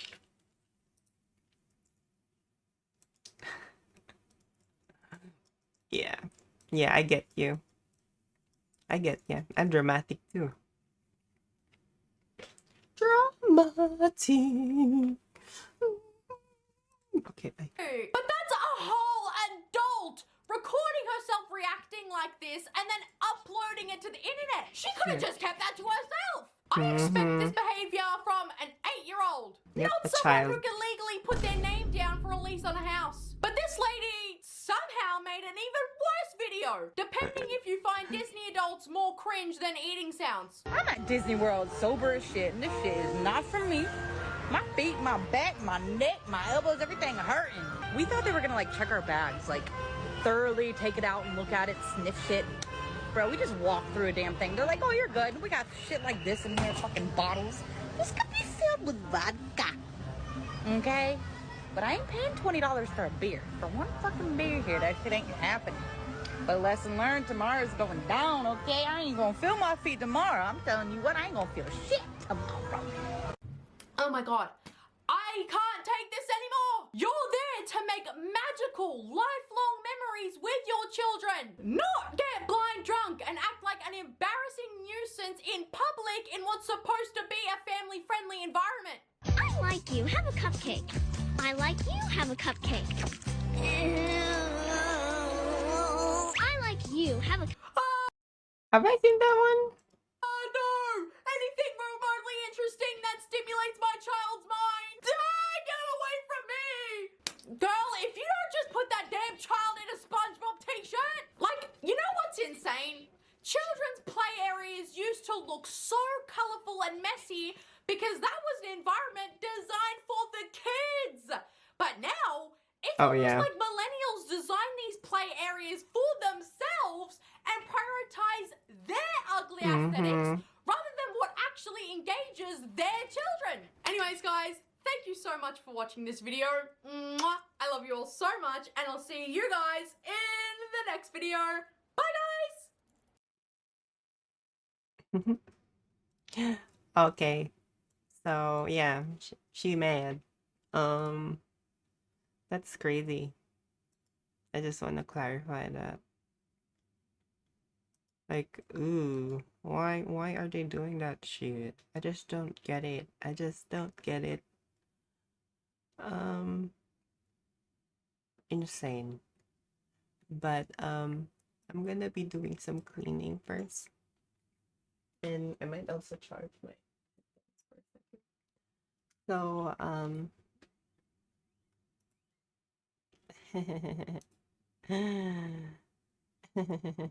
sorry.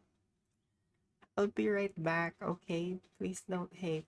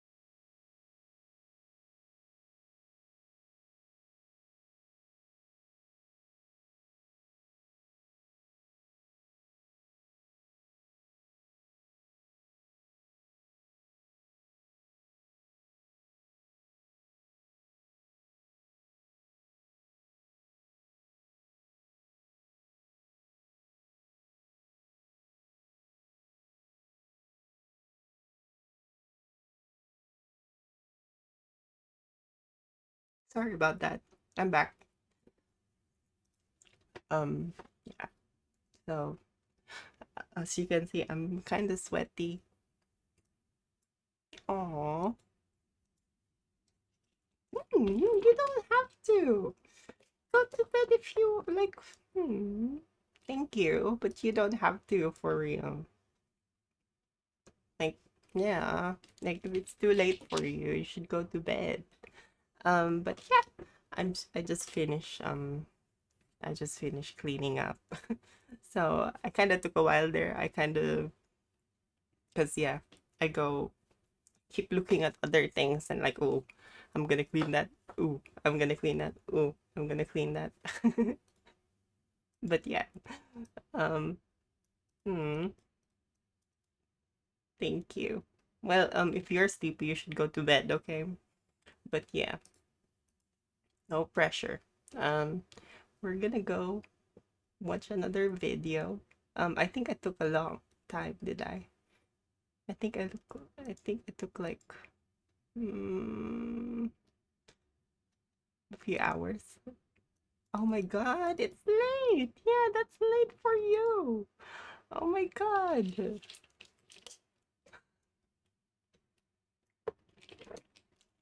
You should go to bed. Yeah, sorry. Let me just put the video on. There we go. And then I think this is new. 6 hours ago. And oh my god, he has an ad. Thank god we got that ad skip blah blah blah thing.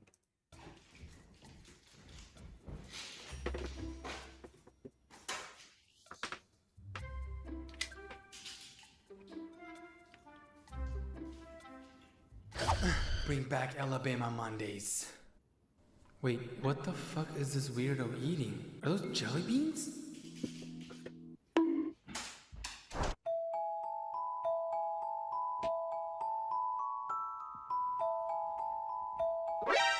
Alabama Monday.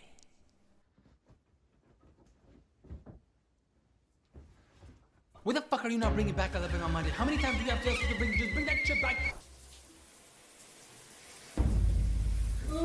Alabama Monday. Okay, I've seen your comments, everyone.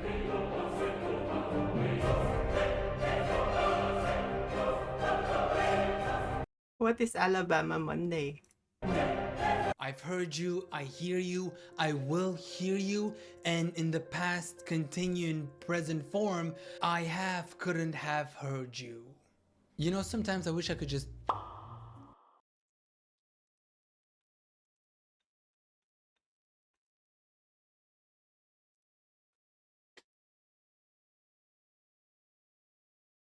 It has been 5 months since our last episode of Alabama Monday, and I don't even know if it's Monday today. It's gonna be our first episode in 2025. 2024. So welcome everyone to the first episode in 2024 of Alabama Mondays. Today we're gonna be taking a look at Smothered. It's a show about moms being too close to their daughters. And I didn't even know this, but apparently I did cover this show, A Different Couple, about 4 years ago without even knowing. Mother and daughter take weekly baths together. Oof. All right, let's do it. Ready. Let's go. Oh, on a floaty? The celery juice heals the body, but when we bathe in it, it takes it to a new level. I thought they were gonna drink it. They're gonna bathe in it? Y'all are nasty. I draw the line when it comes to drinking celery juice with bath water. At this point, you can even do your mom and I wouldn't even care, honestly. Wait, I'm kind of nosy. I want to see what the letter said. Mom, I love you so much and you are my inspiration. You have taught me everything ever since I was a little... What? A little and you are? Was little and... Oh, when I was little and you are, kind. A little kid? What the fuck? Signed. C-I-N-D. It's N. You are, whatever that is, there for... Oh my god, is this bitch dyslexic? There. You shop with me and we go together. I love you. That's what you love about your mom, that you shop together? 56 and she's 23? Look how nice. I am Gabriella. I am 23 years old. I live in Clinton, Connecticut, and this is my mom.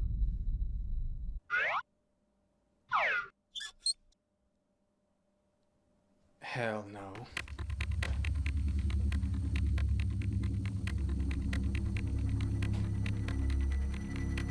Yes.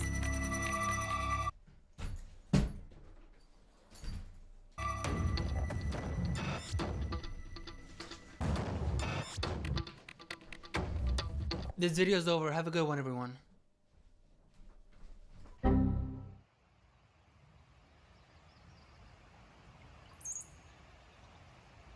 I'm Catherine. I am... Do I have to say my age? I'll say 35. 58. I'll say 39. Yes. Sure. Oh my god. Ew, what the fuck was that? What? That was a little creepy though. The way she leaned towards her and then she was like... Love holding hands.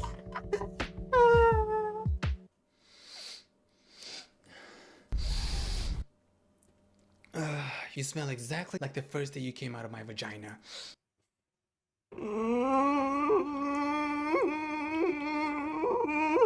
That's so... Wait,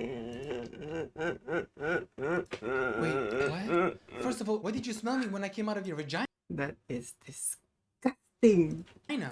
Always lived at home. I never went away to college. I never went to college. That's I've sad. always been here with my mom. Even childbirth alone is fucking disgusting.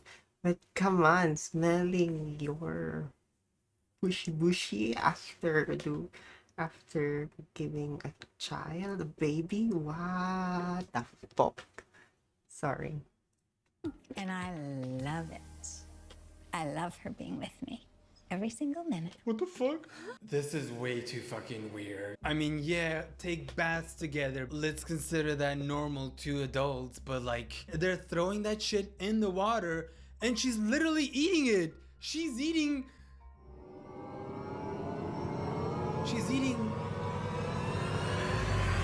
her daughter's juices. Twice a week, we take celery baths together. It releases Ew. all of the stress. It's beautiful. I mean, when for we're our in the skin. soap, we're one. And we could think as one. Like it or not, no matter how clean you are, there are going to be some tiny poop particles and maybe some tiny liquid particles coming out of her vagina, maybe the feet, and they're eating it. They do not give a fuck. They're eating each other's like juices. Stir the top. Yeah, stir our coochie juices, sweetie. Celery tastes so good after you dip it. Ew. It's like tasting the essence of us. It's like tasting the essence of us. Okay, you cannot convince me that she's not. Yuck! You do know that what comes out of there, it's fucking either your waste or your child. Which in a way, if you look at it like some sort of like hateful context, it's like giving shit, like a waste. Probably because I didn't want to be born, but it's because of like crazy. Attracted to her daughter in like a really weird way. Oh my It's like God. tasting the essence of us. Can you imagine your mom saying that to you though? Because personally, I cannot imagine my mom, we taking a bath together, half naked, and my mom being like,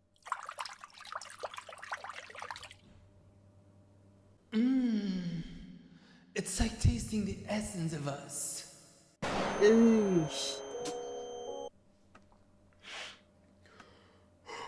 I need a breather.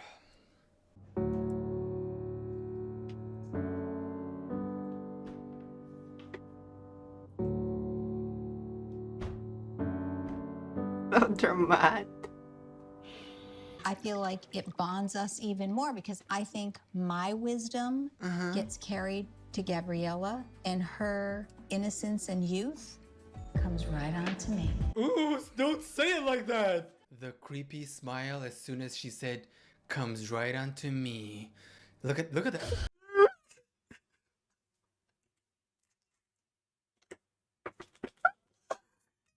So fucking spooky.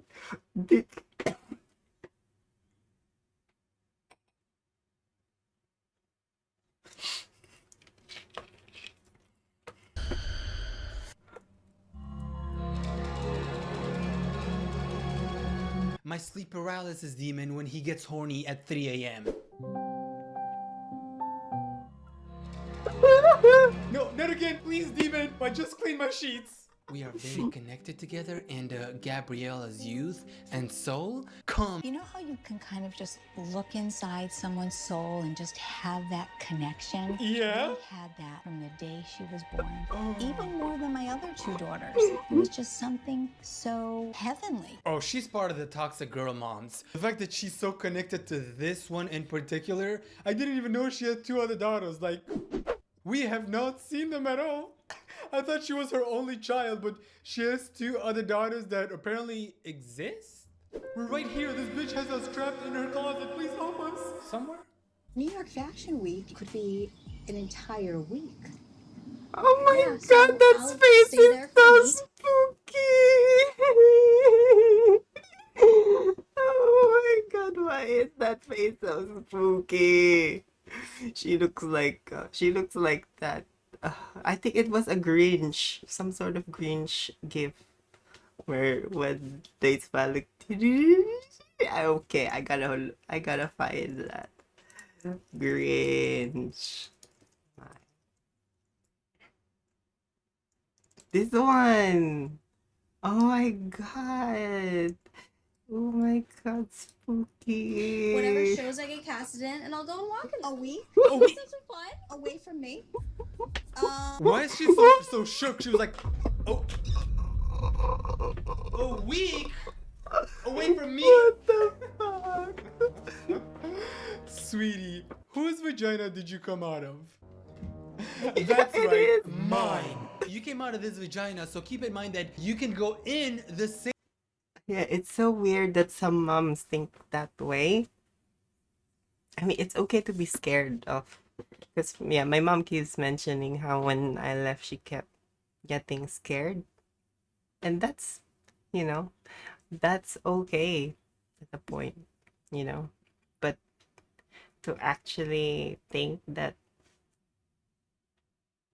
there's some sort of like extension of you, no, they may be, sure, by blood, by biology, sure, but the relationship you build with these people,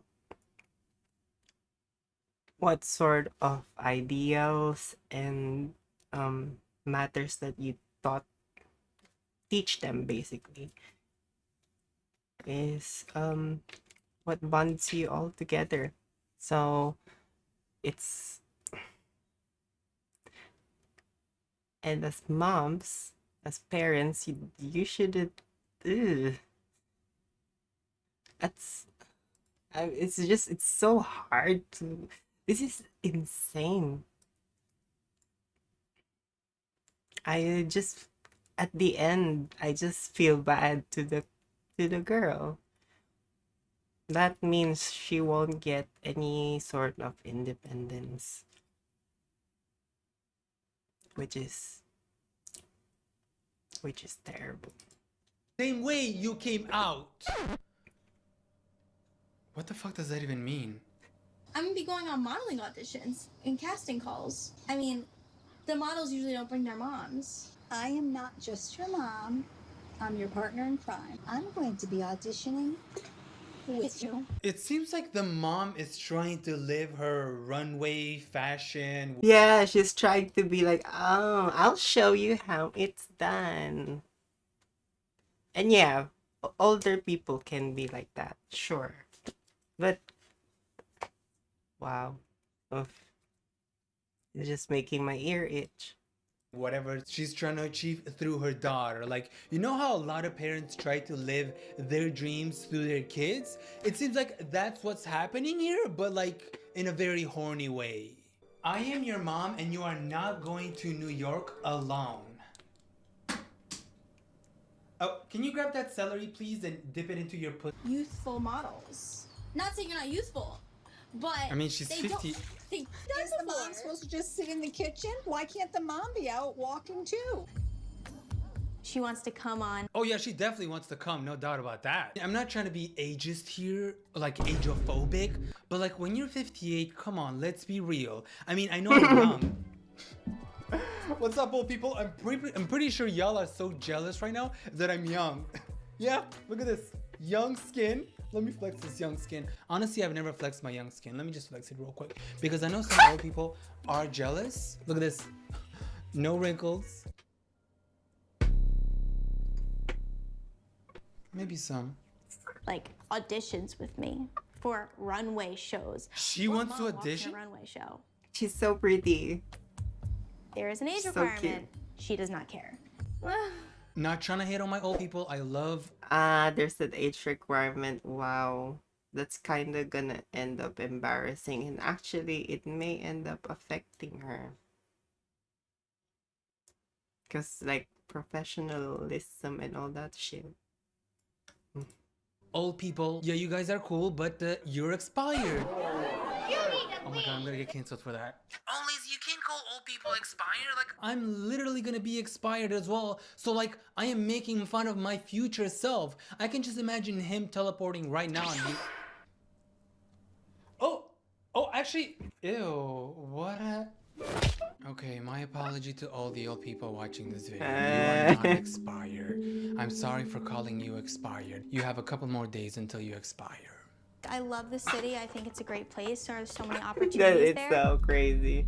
What does that mean? What does that mean? What do you mean, though? What Oh my god. about me and you? There's always gonna be an us. It's just like I just want to be on my own and On your own? Who's gonna take care of you?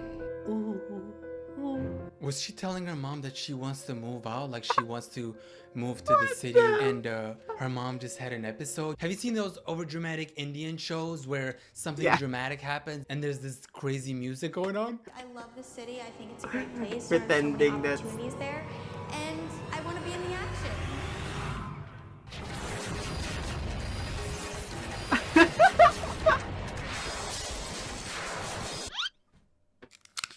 Just in case, because I know a blood vessel is about to pop right now. Who's gonna take care of you? Why is this coming out of the blue? You're not going anywhere. We're making all these plans. What about the pageant? Yeah, like who's gonna be living my dream? I mean, who's gonna be living your dream? Sweetie, follow your dream.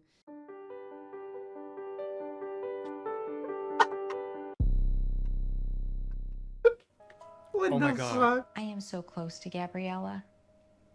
So that is devastating to me. Your daughter telling you that she wants to move out doesn't mean that this is gonna be about you. And the way she was sitting on that chair was so creepy.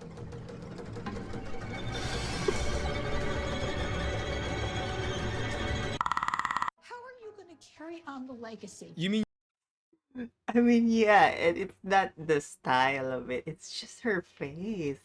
I think it's like Botox or something that does that. And oh. I mean, I did hear about the sweat. Like, if you have excessive sweating on the hands, apparently it helps. So that's another good thing. So I don't want to hate everyone. No hating here. But yeah. Like, yeah, I think it was the Botox. I can see it on her cheekbones. And I guess that's something that old people are insecure about. Which is something I feel bad for.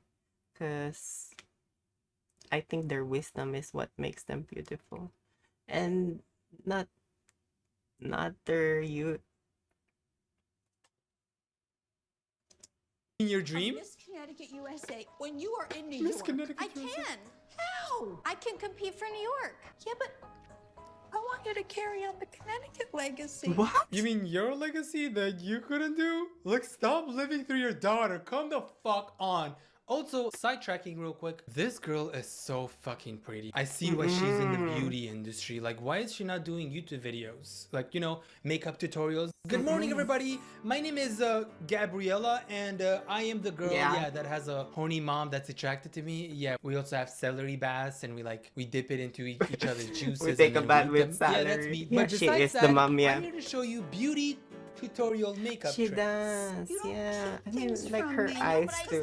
trust you. I know, again. but I knew this was gonna happen. I You were won't being trust you pissed. again. The manipulation. If it was something happy, I wouldn't be pissed. I know you're If it very was something happy, I'd be joyous. Your daughter, who is now 24 as of shooting this video.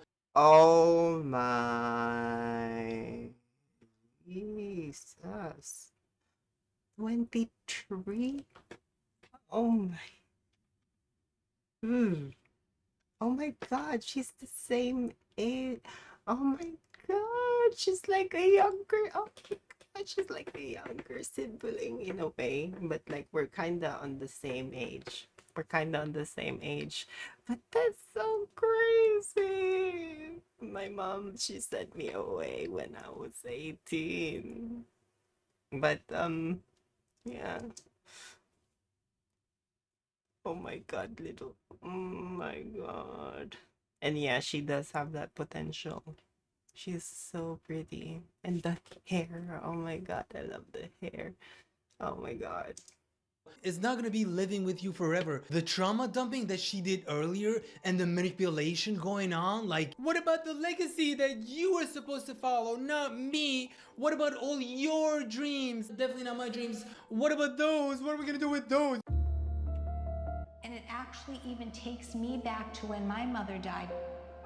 I thought she was just sleeping, and I found her dead. I'm so sorry about your mom, but this had nothing to do with Yeah, her. Your daughter telling you that she wants to move out doesn't mean that this is gonna be about you. She immediately played the victim card, which again, I am really sorry hearing about your mom, but this was not about you, and this had nothing to do with your mom. What about my mom that died like 20 years ago? What are we gonna do with her, huh? She is still dead.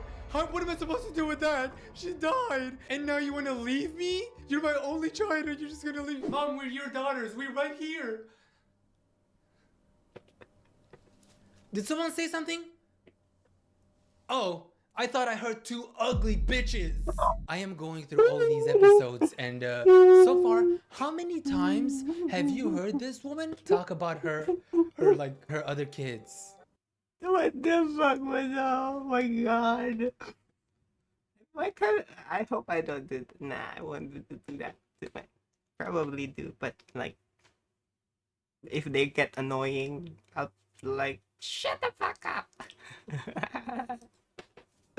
Zero. She literally just mentioned that she had two other daughters, I believe, and then she never mentioned them again. When her daughter finally grew up, like she turned 18, well, it's been like 6 years now, she is still not allowed to date. Her daughter cannot date anyone because the mom won't let her date anyone. You have your mother, and that's it. You focus on me, focus on the pageant, and we're all good. I don't really date because I just have to be hanging out with my mom. You don't have Anytime to. I want to do something without her, she's not happy. Fuck her.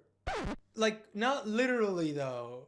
Oh, please. She's trying to date people and she's like, oh, but you have me. You have the pageant to do and you have your mom. You don't need dick. Dick? Ew. Lesbian blood runs through our family, sweetie. That's why mommy might have been bi, but you're definitely gonna be a lesbian. Trust mommy. I've seen the way I look at you. Yeah. Bottom line, I love my mom, but at the same time, I do want to go out on dates with boys. I want to go hang out with my friends. And if I want to do those things, then I have to sneak out of the house. And that's very hard to do when she tracks me and watches every move I make. She tracks you. Oh my God. I'm hoping she doesn't crazy. literally track her like she has a tracking app. She does. Yeah, you can easily do that on Apple if you have Apple devices. Like Find My Network, it's called. Have a tracking app, doesn't she? Yeah, 1000%. She tracks her every move.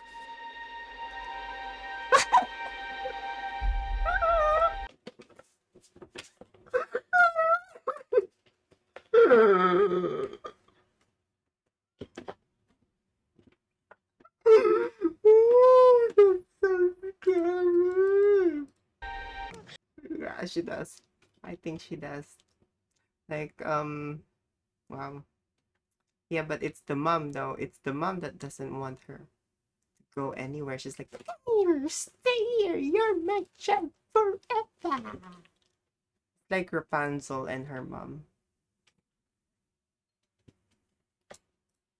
Oh, there's boys. Boys. There's boys looking at your daughter. Is me winning Miss Connecticut USA, Oh, Miss yes. USA, maybe Miss Universe, and finish what she started. Mom, there's boys looking at your daughter. Where?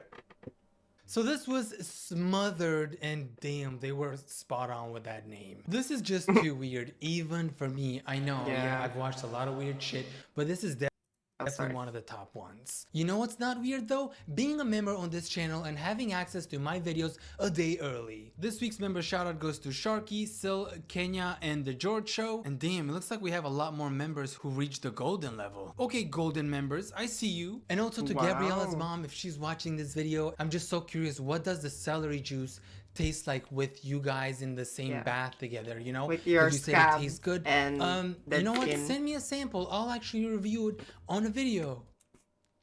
Yuck. No, that's disgusting, guys. I'm just kidding. Or am I?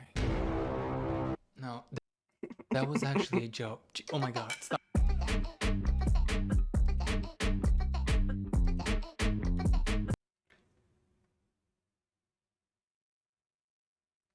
Oof.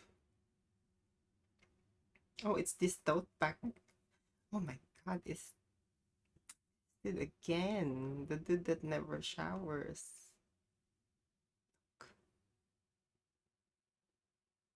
Oh, what is this?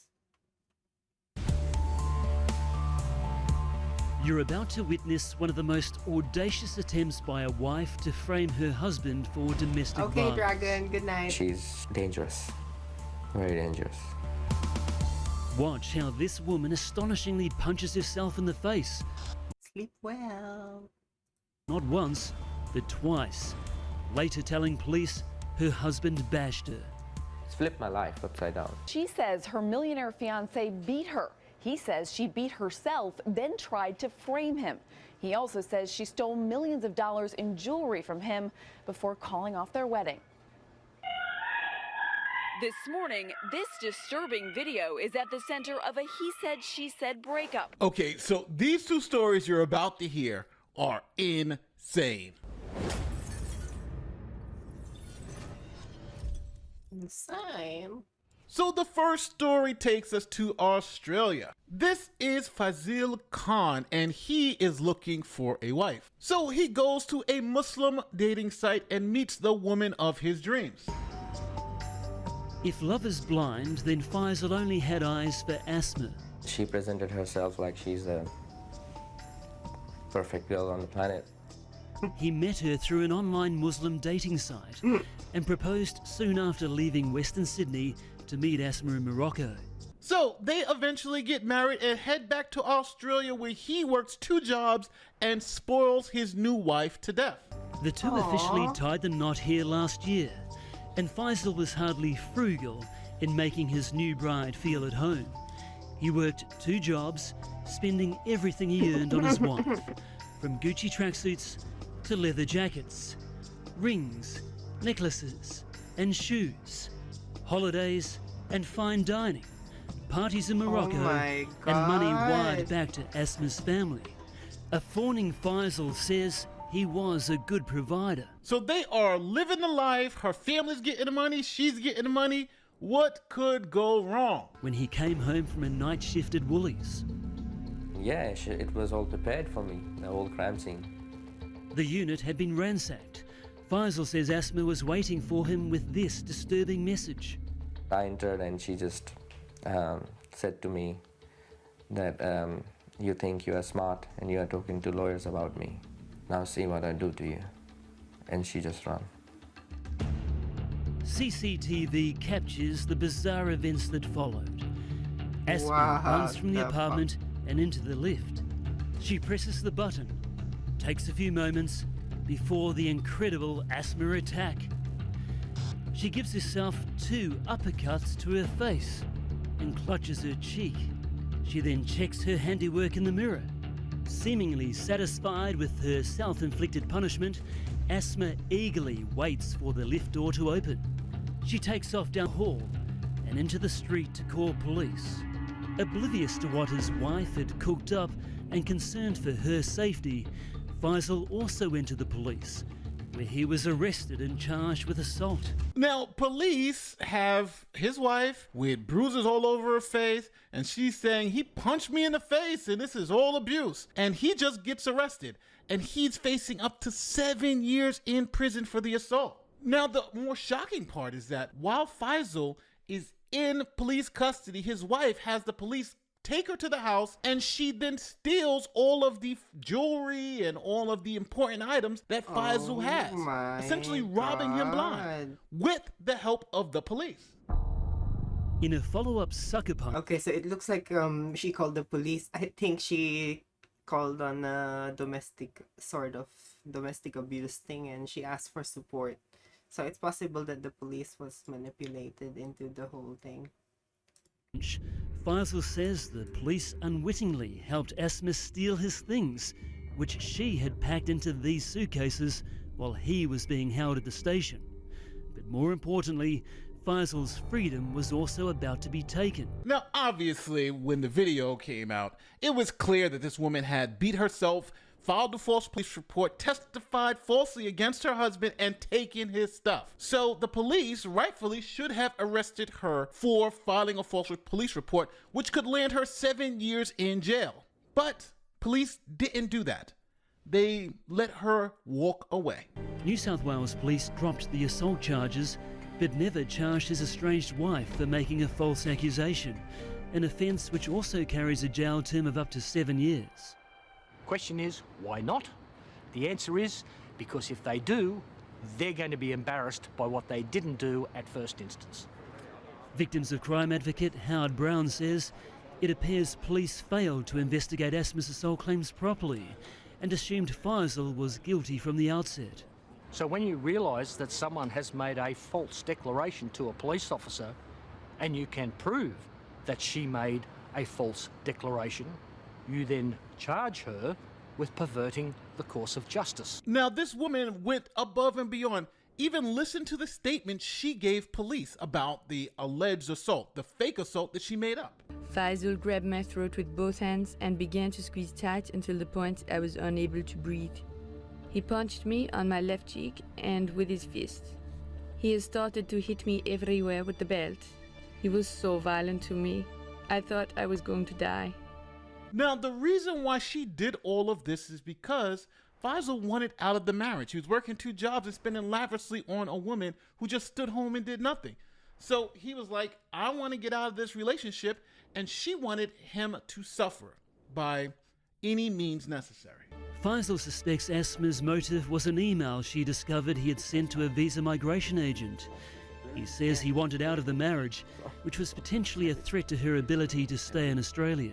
Now, the most shocking part about this story is that the wife was able to just walk away. She wasn't charged. She had absolutely no negative consequences from this event, even though the surveillance footage showed that she absolutely lied about being abused. And on top of that, stole all his stuff. Now, even though Faisal's wife was able to escape any consequences because of pretty privilege, this same thing happened here in Florida. Now, this is Mary Hunt, and she also has hit the jackpot. She found a millionaire boyfriend in Florida, and they are set to be married. Now, before we get to our next story of this crazy woman who tried to set up her fiance, I have to tell you about this game-changing product that I use before a night out with during this video. But things start devolving very quickly, where she starts alleging that her husband is assaulting her, and releases this video of him kicking her out of his home. Check it out. Stop, you're being violent. Hunt showed cell phone video of an enraged Mitchell kicking her out of his home and tearing her clothes. Now, nowhere in that video did you actually see her fiance touch her or hit her. There was a lot of yelling, there was a lot of throwing around of clothes, but she was never harmed in that video. But she did provide a picture showing her with their black eye, claiming that her fiance had done that. But as I always say, Thank God for the videotape, because her fiance was able to provide police with this video that shows that she beat herself up to frame him. Mary Hunt, seen my here God, apparently that's so hitting herself in a insane. fit of rage. Attorneys for 45-year-old Scott Mitchell releasing selected clips from his home security system to refute Hunt's claims that her former fiance was abusive, giving her a black eye. Now, her millionaire fiance wasn't charged because the video seemed to show that she had self-inflicted wounds. But this thing even went further. Authorities actually arrested this woman, not for filing any false police reports or anything like that. It was for actually allegedly stealing over $2 million of jewelry from her ex-fiance. But those charges were later dropped. From engagement photos to booking photos, Scott Mitchell accused his ex-fiancée Mary Hunt of breaking into his Palm Harbor home in August 2015, stealing $2 million worth of diamonds, jewels, and gold. She claimed it was all a lie, retaliation from a relationship filled with manipulation and abuse. In June, the U.S. Attorney's Office decided not to prosecute the case, and Monday, the state attorney's office in Pinellas County also dropped all charges. Now, after the charges were dropped, her ex-fiance said, well, listen, I'll just sue you in civil court. And they had a bombshell recording of her father admitting to being shipped all of this gold and jewels. Check it out. His attorney, Todd Foster, is banking on an audio recording of Michael Hunt, Mary's father, saying Mary and her mother, Linda, shipped the jewelry to Virginia. I know what they did. I know what they did. They sent me a box of gold and jewels. Now, they're lying, motherfuckers. Now, this case was settled out of court, and we don't know the details of the settlement. But the more shocking part is, if this man didn't have that video of her punching and slapping herself in the face, he would have been arrested and charged with domestic violence. So, two men on opposite sides of the planet believe they found the women of their dreams, but those women are trying to set them up and take all of their money. And just imagine if there was no video. Both these men would have done time. They would have been found guilty. And the fact that these women had absolutely no consequences for perpetrating these frauds, for essentially framing these men, is, I think, the moral of the story. People need to be held accountable for committing crimes against other people, even if they're women. And I understand right now we should believe all women. But I always say, believe facts and evidence and hold people accountable. If you like what you heard, don't forget, like, share, subscribe, do all that great YouTube stuff. My name is Nate the Lawyer, and for real, if you've made it to this part of the video and you haven't hit the subscribe button yet, come on, really? You're killing me here. I'll see you in the next one. Peace. Wow. Yeah. I find that Australia doesn't have anything as well when it comes to stalking and stuff. Like people being stalked and yeah, no repercussions against any form of domestic violence. Well, nothing, but kind of not that strong compared to other countries.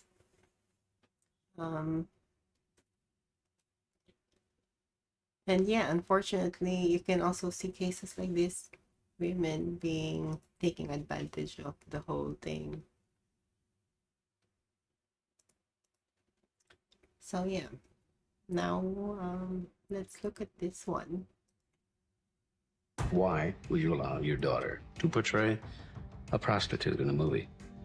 Was that a big decision for you? No, it wasn't at all. I don't know. I tried to make up every excuse because I was so naive and I just couldn't put myself in the position that I was pregnant. You were asked to pose provocatively or to wear things you were uncomfortable wearing. Oh yeah, Tiffany would always tell me to go up into Piper's closet and get something that's more tight and revealing. Sophie, how old were you when you were asked to dress provocatively? I believe I was 11 or 12. Brooke Shields played the role of Violet, a 12-year-old prostitute in the 1978 movie Pretty Baby. She was only 11 at the time the film was made, and her role included nudity and sexually suggestive scenes, which caused significant controversy and backlash. Is there nudity in it?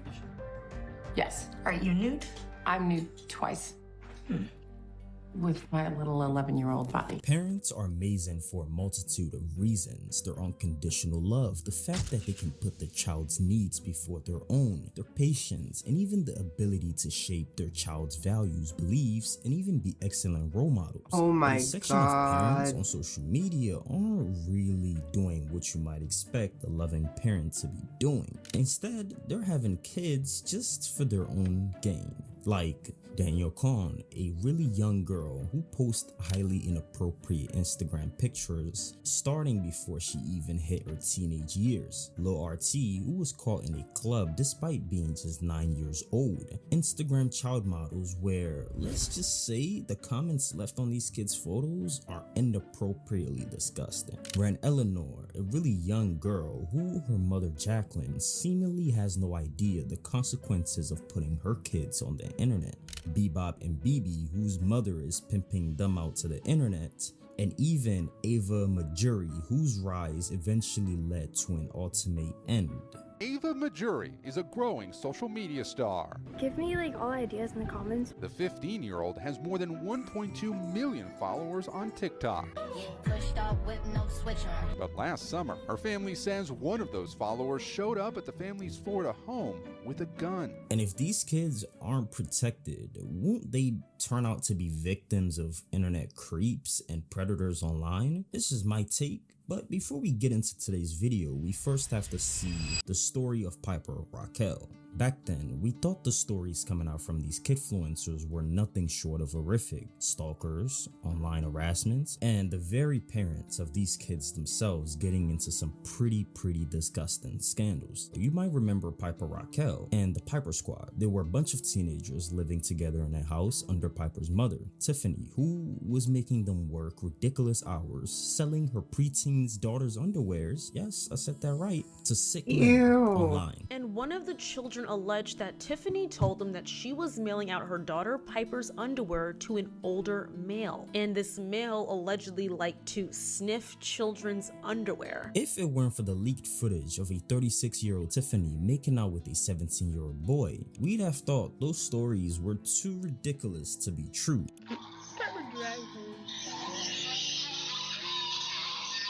All of our innocence was just swiped from us. She would like run around and say sexual things to you. Were you ever asked to pose provocatively or to wear things you were uncomfortable wearing? Oh yeah, Tiffany would always tell me to go up into Piper's closet and get something that's more tight and revealing. Sophie, how old were you when you were asked to dress provocatively? I believe I was 11 or 12. There's like being overly sexualized at a young age, and being told to say things, do things, wear things for the appeal of YouTube and for people to click on it more, which is just absolutely disgusting. But what am I even talking about, right? Piper's scandals are even more vanilla to what comes up next. Danielle Kahn.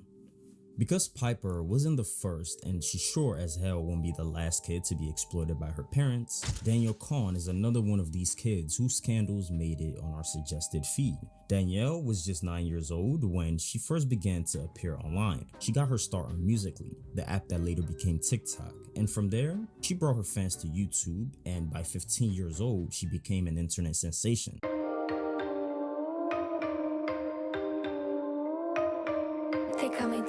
And as you can tell, with the increased exposure came opportunities. So she used these opportunities to advantage. Ads and sponsored videos were promising $400 to $500 per post at the time. And with this opportunity, Danielle's single mother, who was working long hours, you can expect that she wants a piece of that cake. As Danielle's mom saw this money, she was shocked. She realized that her daughter was so young, yet making so much money in a single post than she could in an entire week.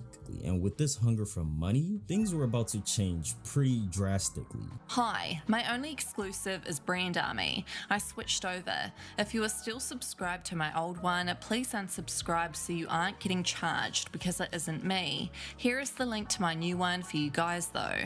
And remember, this is my only exclusive account. In videos, you'd see Danielle dressed dressing as provocative as she could for more views. The story got so big that mainstream news began digging into it. I mean, they even found a predatory messaging board where pedos online shared provocative videos and photos of these young influencers with each other. These forums with grown adult men sharing child photos, these are real, they exist. And now, years later, with an abortion and even a tattoo, you can tell that Danielle's whole teenage life she wasn't even a teenager, man. Put this out. I've known Danielle Cohn since I was, what, like 11? I met her when she was 9 years old. She's lying about her age, 100%. Oh my God. That's about it. I met her. You didn't have to air her out like that. We were in New York, and she turns and she looks at. We were on live, and she looks at her mom. I'm in 7th. No, I'm in 6th. I'm in 6th. I was like, oh, boom, done. And I met her at a certain age, and then she just jumped 2 ages, and I was like, oh, this is nuts. I think. Matt said I went to her 16th birthday twice. Yeah. She is 14. She was born on 2006. Here's the proof.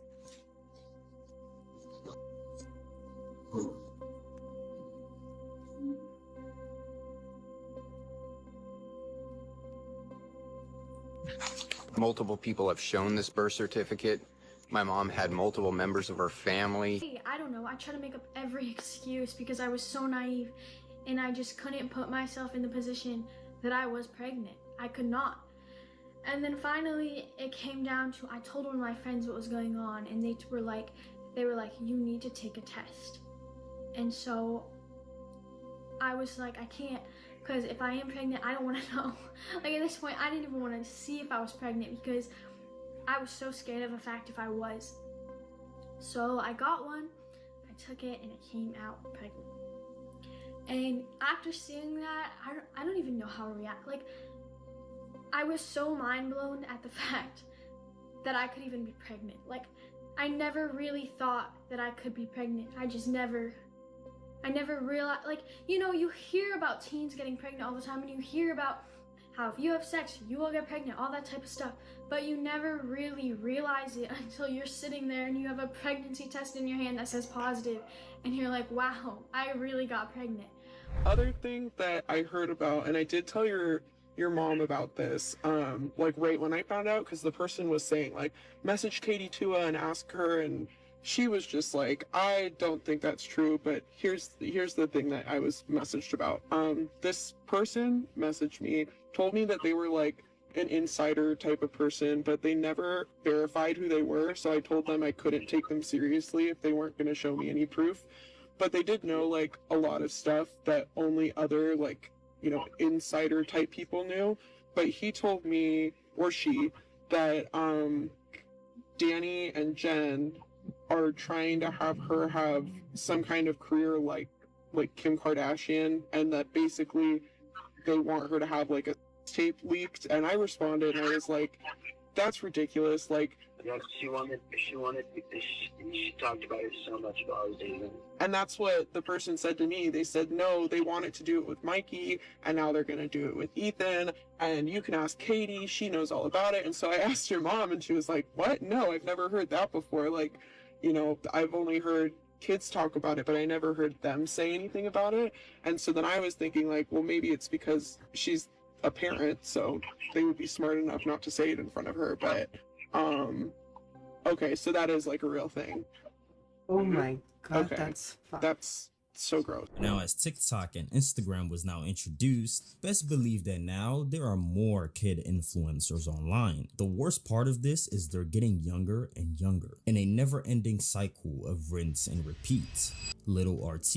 In my Fall of Childhood video, if you've seen that, go see it. I mentioned a 9-year-old boy that goes by the name of Little RT, right? So we are here with Lil RT, right? You are Atlanta's latest sensation. You going crazy in these streets, okay? Tell everybody, how old are you? 9. You 9 years old. This boy is a rapper, right? He's a little guy, like he's young as hell. Like this little nigga, just like he's the guy where you just squeeze his cheeks just because of how cute he looks. You feel me? He's a munchkin, a little boy. You feel me? Like just a little boy. But this so-called rapper is mostly known for his lyrics about money, shooting the police, and derogatory terms he uses for women and what he apparently wants to do with them. If she ain't suck little, you can get the 100 rounds, hit him with, have a listen and decide maybe if this is very PG for you. You feel me? What the?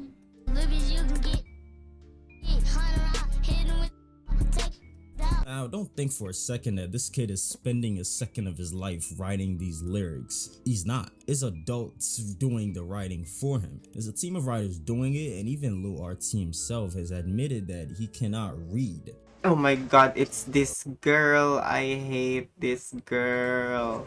I'm sorry, she's an exception to mine. Ooh,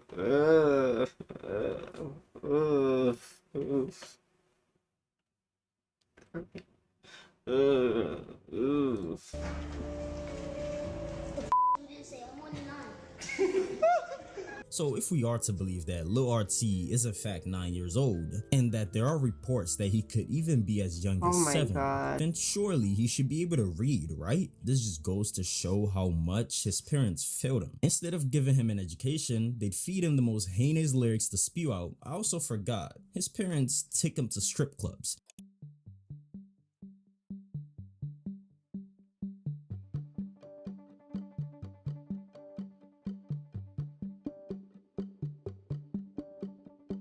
oh my Lord Jesus Christ.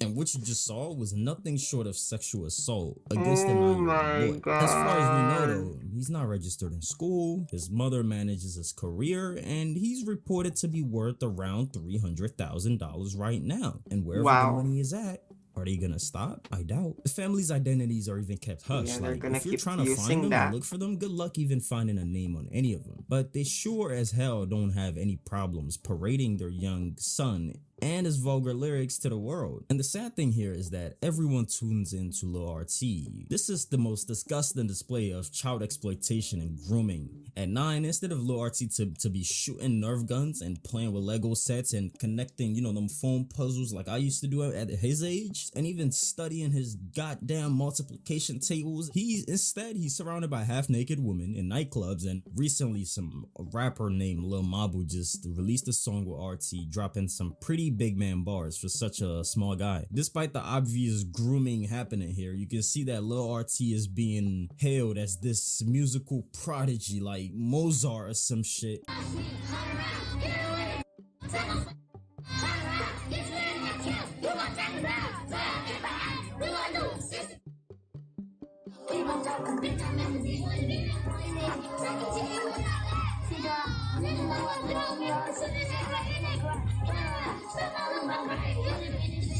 And not for a second is anyone going to think once again that he's writing any of these lyrics, right? And neither is he signing off on these places where he's performing at. Somebody is behind all of this. This child exploitation thing is rampant right now. Like, what is this kid going to end up doing once he's 12 or even 16 or even 21? And I can promise you it's only going to get worse. Child models.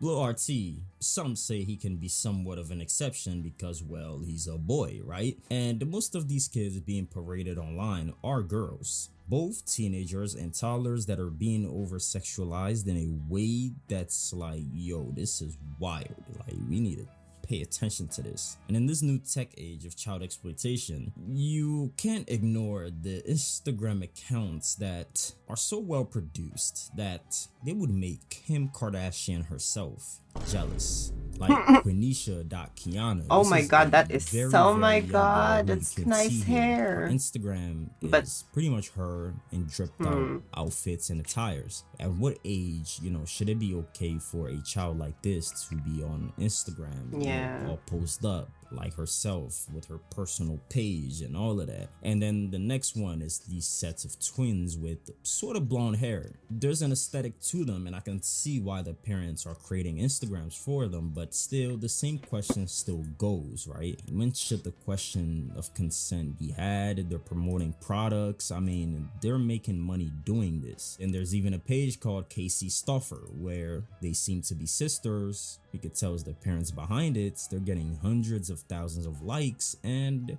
you know, their whole brand is just their childhood. And by the way, there's even these kid influencers where they're making documentaries about them. Like, these kids are printing money. They're asking their mommies what to wear, what glasses to put on, what clothes, outfits to drip. You feel me? It's just, in my opinion. Just try to match it with your outfit, okay? I'm Ava. I'm Leah. I think we're influencers because some people our age or under our age look up to us. Yeah, I also think the same thing. Because like when people look up to you, you feel good about it sometimes. You guys know what Crocs are? I guess they reached out for a big collab. You know what they are. Crocs reach out for a big collab. That's the reason why I'm pimping my child out. That's why I want my kids to be sold out to the world.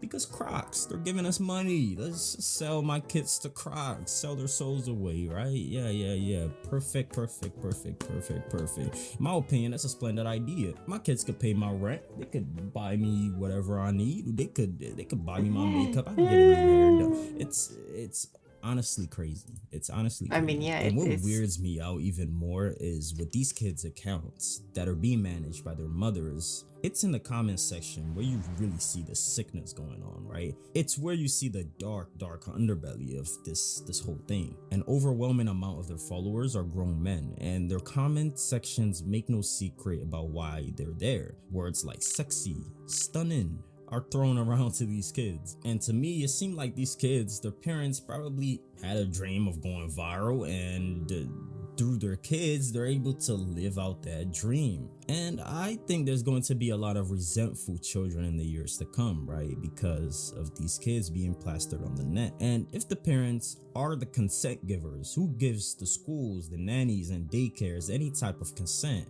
When it comes to the parents' action, is there any type of consent needed at all? I mean, should there be something set in place? Should parents need consent for their own kids, right? I mean, while I was wondering this question, I came across something called childism, right? And childism is one of the isms, right? Argues that kids need to be respected as human beings. It states that no matter the size, their experience, or even their power, that adults and children are inherently of the same merits from each other. And in my opinion, whether you agree with this or not, the rabbit hole can get even darker. The psychology behind the parents. The fact is that there will always be people out there who put their needs before everyone else's, even their own children. And it's not like these parents were born evil or psychotic. It starts small, maybe like a family channel, maybe even a genuine pride and joy in their little families, with the intention of creating a virtual scrapbook of their kids' life to look back on maybe in their later years. And as predicted, people tune in because we can't help but be fascinated by other people's lives. It's fun, it's a dopamine rush, it's joy. The first small check comes in from YouTube, and it becomes something to chase, and then another, and then another, and even another one that's bigger than the last. They begin to collect likes and comments, and eventually this dopamine rush increases so much that you can't run away from it. And like any addiction, the high starts getting chased. Now your kid is working for you. You putting that little boy to work. You having him pay rent, and now it's become the normal, right? If they're not feeling like filming and you can't pay your rent, it becomes a problem, right? They go from working part-time to fully supporting their family's finances full-time. They even drop them out of school to devote more time to the family channels, right? And grow it more and bring in more money and fame. And if you do that dance, you get the Xbox. If you do the chicken dance, you get you get to go to Disneyland, right? It gets sick after a while, right? Because the money now is involved. And once your kid kid becomes a paycheck, everything your kid does becomes a paycheck too. When your child laughs, it's more better when there's a camera involved to record her laughing. It's more better, let's just record. Just come on, smile for the camera a little bit. You get what I mean? So it's honestly like the addicts that we see on the street, right? And I also think this is why family channels have a bunch of kids, just for more content. But that's just my theory. But stay tuned, right? I have something after this next chapter that will make you consider twice before putting your kids on the internet. Ren Eleanor. Ooh. Under the culture of parents using their children for more clout, you found a TikTok page going by the name of Ren Eleanor. They have somehow amassed 17 million followers on TikTok, with the main star of the page being Ren. She's a preschooler who doesn't appear to be older than just 5, right? This account became popular from content showing the mother, Jacqueline, dressing up her child in trendy mommy outfits. Jacqueline quickly ranked up the volume of content and went from matchy outfits to some rather unsavory fashion choices for her daughter. I'm talking about a 5-year-old in crop tops, bikinis, all types of disgusting type of attire that a 5-year-old should not be wearing, right? Yeah. People what she wore. There was an itsy bitsy teeny weeny yellow polka dot bikini that she wore for the first time today. An itsy bitsy teeny weeny yellow polka dot bikini, so in the locker she wanted 2, 3, 4. And the more racy That Ren is was so dressed, the more views she. That is crazy. Oh my god, this is a 43-minute Child parents video. have a big fetish of having their kids eat maybe pickles or something and then taking them to the dentist. What's up with that? And it's weird because videos of Ren eating a pickle attracts millions of views, and people with sick minds leave suggestive comments on it like, that pickle though, jail, lock them up. So Ren Eleanor is a toddler with over 17 million Ew. followers. Well, people have started to notice some disturbing stuff about her account. These sort of people are good at hiding themselves, their true colors, whoever like make these sort of things. Like, it's disgusting. For example, this video where she eats a pickle. It has over 300,000 saves and over 100,000 shares. And it has many disturbing comments like this on it. Even when you search for her name, the pickle video is suggested under the search, meaning people are coming back repeatedly for the same pickle video. And the comments don't just stop there. Almost all of Ren's videos have comments from grown men that are disturbing to say the least. With Jacqueline, the mother though, she sees no issue with this. To her, it's just one big fancy land. It's just a big parade. It's fun. To people asking her to take her child off the internet, this is what she has to say. The past few months have been incredibly distressing, and I've learned a lot. What started out as a hobby to make a digital scrapbook for my daughter Ren grew into an interesting role for me as a single stay-at-home mom. Ren is my #1 priority, and her upbringing and safety are my top job 24 hours a day. This account has allowed me to provide for my daughter and to set aside money for her future. I'm not sure how this conspiracy theory got started and spiraled out of control. What you need to know is that no law enforcement agencies I conferred with, including the FBI, have found any proof that my daughter's likeness appears on inappropriate websites. These rumors are 100% false. If anyone has real tangible proof, please contact me immediately. My email appears within my TikTok profile. What is true, Ren is a happy, healthy 3-year-old. The videos we film together from my account a couple of hours a week are fun and lighthearted. TikTok analytics show that my followers are 76.8% female. That's more than 13 million females, including lots of moms. And I thank you for watching and for your interest in my family. What baffles me is that rumor spreaders express such passionate concern for my daughter, yet law enforcement has found zero real proof about these untrue allegations. Creating videos talking about scurrilous rumors that my 3-year-old daughter appears on porn sites isn't proof. Repeating false information over and over will never convert into fact. Doing so is wrongfully smearing my daughter's name and unjustly damaging my reputation. What I've learned from this ordeal, I realize I should have spent more time reading the community's comments. With millions of followers, this is no easy task. If these false rumors have prompted parents to rethink how they let their kids be involved in social media, that is a good thing. Honor and act upon your personal decisions, but please, do not mom shame me because we have different parenting styles. I look forward to making more videos with my daughter, and I am committed to making changes when I turn my account comments back on.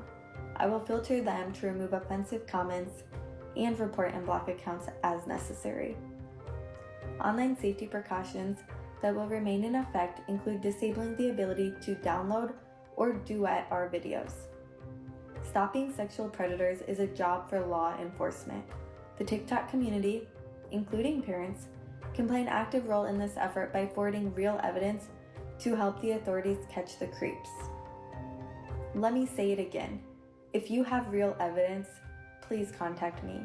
I would do the same for your child. In my honest opinion, Jacqueline has no idea the other side of the internet, right? She does not know what is going on at all. She's so clueless. So clueless. Not only does she cater every video very specifically to what the predators are asking for, she definitely seen the comments and analytics behind Ren's video, which is causing her to make more of the same type of videos. It's only a matter of time before Ren gets a brother or sister that can add to the paycheck. Like I promised just in the last chapter, right? What I'm trying to say is the internet goes deep, and the 5% that we see is what you and I are on right now, right? And what we see on this 5% of internet is nothing compared to the rest of the internet, meaning the other 95% of the other side of the internet, known as the internet behind the internet. We first have to see the other side of the internet that Jacqueline, Ren's mother, is so clueless about. The dark life of an internet moderator. On a documentary from The Verge and Vice, several moderators were called to describe the day-to-day life of regulating contents that we see on the internet, and their jobs, it's left them traumatized. I'm gonna guess it's between 5 and 10% of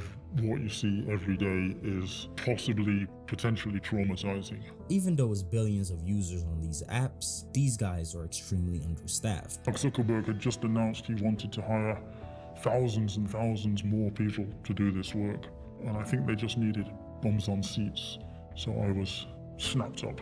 They did ask me, you do understand that maybe occasionally you might see something that's a bit disturbing, and they ask if you're okay with that, but you don't have any experiential understanding of what that means. They can't even say what they do because of NDAs. Not allowed to talk about your work with anybody. We've all signed non-disclosure agreements, the Facebook omerta.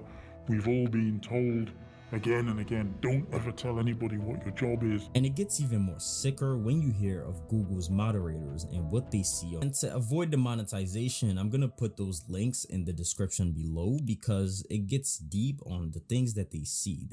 Because they really get deep on what they see on a day-to-day basis with kids, animals, all types of things you can think of. And it's good that I'm not the only one talking about this, because if you look at Dad Podcast, they are also talking about this exact same thing. Ren Eleanor, or Ren and Jacqueline, is a TikToker who has 17 million followers who completely and utterly exploits this child for all that she's worth. If you go to like any video where Ren is eating, and then if you go to one like this most recent one where she's eating ice cream in the thing, because here's the thing, she chooses what you get to see as the thumbnail, and she always chooses the phallic foods in the thumbnail because it gets her many views. Right? That one has 7.8 million views. 30 million views where the thumbnails are drinking out of a straw. 30 million views with 58,000 saves. That's the thing people are really looking at. It's the saves. Why are 58,000 people downloading saves of a child drinking out of a straw, or eating a banana, or eating food, or putting things? One of her most recent videos has got 9.9 million views. And look at this. Never swallow your gum. It will be stuck in your stomach for 7 years. That's what the mom is saying to the child. Now, look, I just need you to hear this. It's like, it is crazy to me how disgusting Jacqueline is, because she does this on purpose. None of this is a mistake, because her entire channel is full of stuff like this.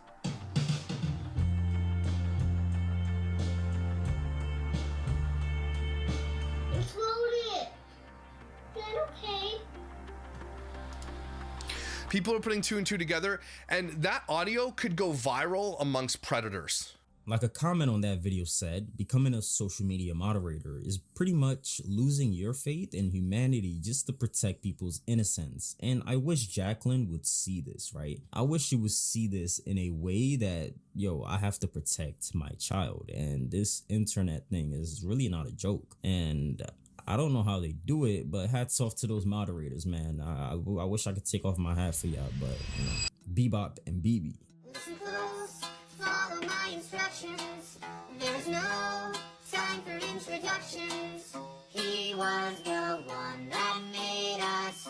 You'll be the one to save us. Now we move on to Bebop and BB, right? The TikTok channel shows a mother and her daughter prancing around wearing heavy makeup and costumes. They never say a word, and they act so robotically that they look like AI characters. The skits are mostly shot inside a single child's bedroom, and this bedroom is very bizarre.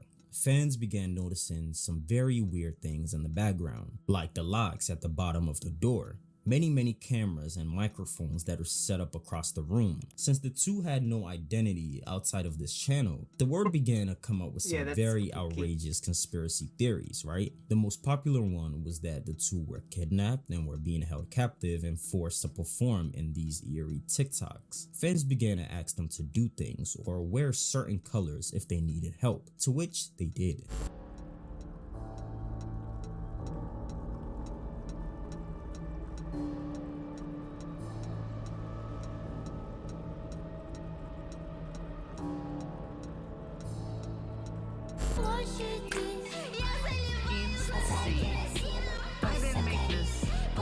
Fans were convinced that the pair were begging the world for help, egging the theories on and cashing in on the drama every step of the way. Turns out that Bebop was on the child pageant scene and her mother started the account, placing herself next to her daughter center stage. They've staged some pretty outrageous videos to fuel even more conspiracies, even roping in the older brother into the scheme. Bebop has a brother named Peyton. Peyton was completely removed from the internet after DMs surfaced of him saying that he was being forced to make content. A user saying, "Don't worry, we'll save you," to which he says, "Okay, LOL." Then asking, "Are you being forced into these videos?" to which he says, "Yeah." There's also a deleted video that I found of him apologizing for saying that he was being made to make these videos. He's standing with his father. Something feels very off about this situation, but listen to what he says. And what did you lie about? That I was. Say it. That I was forced. Were you ever forced? No. Were you ever Oh my threatened? God. Was there any consequences to not doing a video? No. Did you like it at the end, being famous? Yeah.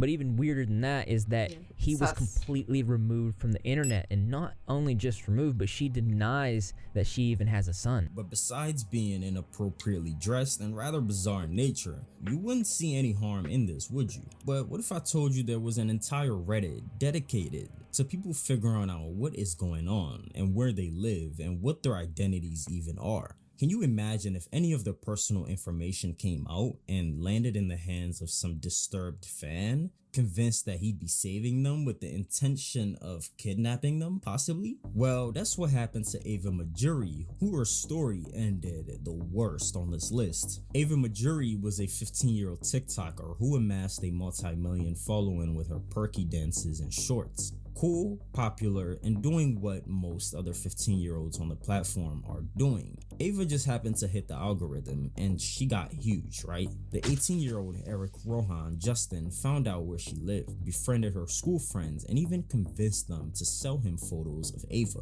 He'd send her messages, asking for explicit pictures, and even sent a letter to her home to apologize when she blocked them all her accounts. Ava's parents were well aware of the stalker situation, but just no one realized how close he was getting to Ava's friends and her neighborhood. That's until Eric arrived at their door, armed with a shotgun, and he began blasting holes through the front door. This guy was a sicko. Ava's father, a retired policeman, shot Eric in self-defense. By the time the police arrived, Eric Justin was dead. And if you ask yourself, where is Ava now? It gets even sadder. This girl is still doing TikToks, especially since the incident brought her followers up to 1.5 million.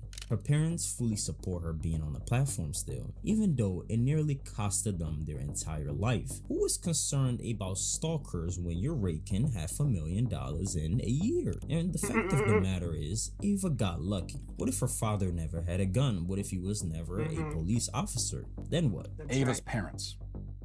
Now, her dad should be commended for shooting the predator, but that's really where the commendation ends. Aside from that one bright spot, her parents have played a pretty dark role in this story, as we'll see. Ava's parents allowed her to sell Mr. Justin a couple of selfies that she had already posted to Snapchat. The Times noted, continuing, after that, Mr. Justin messaged Ava on Venmo with a breakdown of what he would pay for, booty pics and photos of her feet, quote unquote, stuff that a 14-year-old shouldn't be sending, she said. She blocked him on all her accounts. In Venmo messages viewed by the Times, Mr. Justin pleaded with her to unblock him. Mr. Madry, the father, said he texted Mr. Justin's cell phone, told him that Ava was a minor, and demanded that he stop contacting her. Now, you've hopefully already noticed a number of red flags where the parents are concerned, starting with the very fact that Ava is a 14-year-old TikTok star. There's no such thing as a 14-year-old TikTok star with good parents. But we haven't even gotten to the biggest red flag of all yet. Ava is still on social media, and her parents support the idea. Her mother claimed that she did not want Ava to be forced off by sick individuals, saying, why should we allow them to stop her? Maybe she's meant to bring awareness to all this. Rob Madry echoed, quote, it's like Christmas every day, because then you see it build. I think we just had to allow her to make a decision and sort of support her. I think it's going to help her heal. It sounds corny, but I don't know what else you could do for it. Okay, sure, Dad. Your adolescent daughter has been traumatized by the experience of a gun-toting psychopathic TikTok fan blowing her front door open with a shotgun, and the way to help her heal is to allow her to make more TikTok videos? If kids aren't taken offline, something is going to happen and it'll be too late. And the kids that are thrust into the limelight, when they do grow up, we know what happens to them. Well, if Hollywood taught us anything, it's that kids being thrust into the limelight, showered with attention, money, and even fame, usually don't turn out all that well. Almost every single case of child actors rolls out like a cliche. I mean, Justin Bieber with Diddy. As soon as you turn 16, you know what I'm saying? I'm gonna let you rock this every time you come to LA. Yeah, this gonna be yours. So every time you come to LA, it's a little dusty, but you know, go get the front shot of this. Man. Let that out. Minute. Woo. Okay. Okay. All right, so I'm gonna be driving this next year. Yeah, when you get 16, you come down there, you gotta, you know, wear your seatbelt. I mean, I'm 15. You could ride in the passenger seat. I got my permit. Not yet. No. All right, 16. You're not ready. 16. Let's slow down. Let's slow down, Justin. Okay. Also, near the end of the video, Diddy said he couldn't reveal what he and Justin were planning to do together. However, he said it was definitely a 15-year-old's dream. Right now, he's having 48 hours with Diddy, him and his boy. They're having the times of their lives, like, you know, where we hanging out and what we doing. We can't really disclose, but it's definitely a 15-year-old's dream. You know, I have been given custody of him. You know, he signed to Usher. I'm signed to Usher. I had legal guardianship of Usher when you know he did his first album. I did Usher's first album. I don't have legal guardianship of him, but for the next 48 hours, he's with me. So and we gonna go buck full crazy. Sleeping on the couch where I would usually sleep, and I woke up to him. I just opened my eyes. I woke up and he was sexually assaulting me. Dan Schneider, as you can see, being creepy with kids.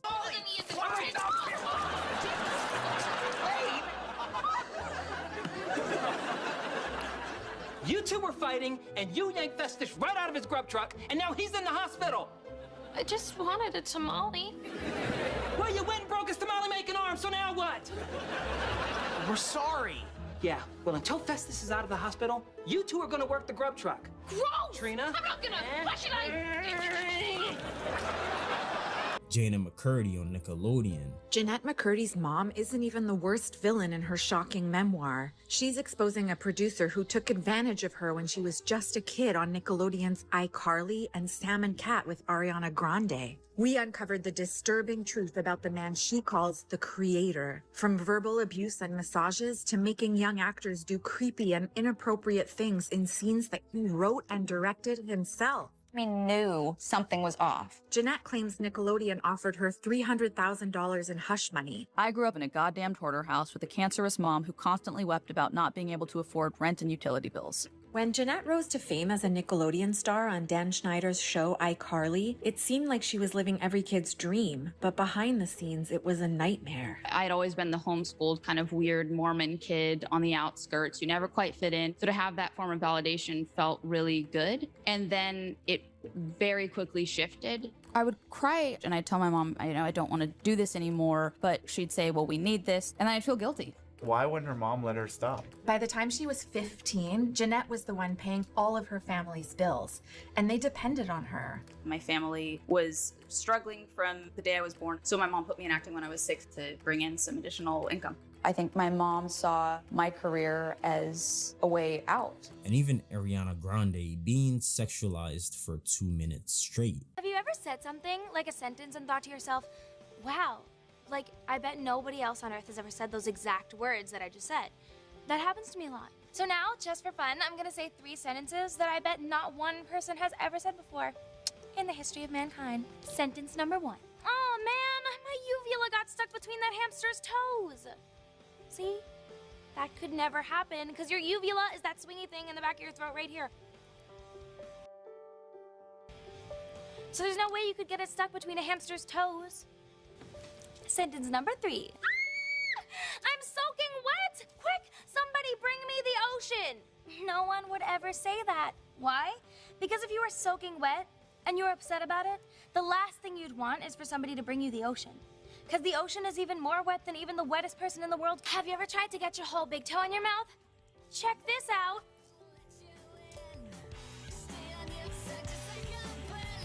Sometimes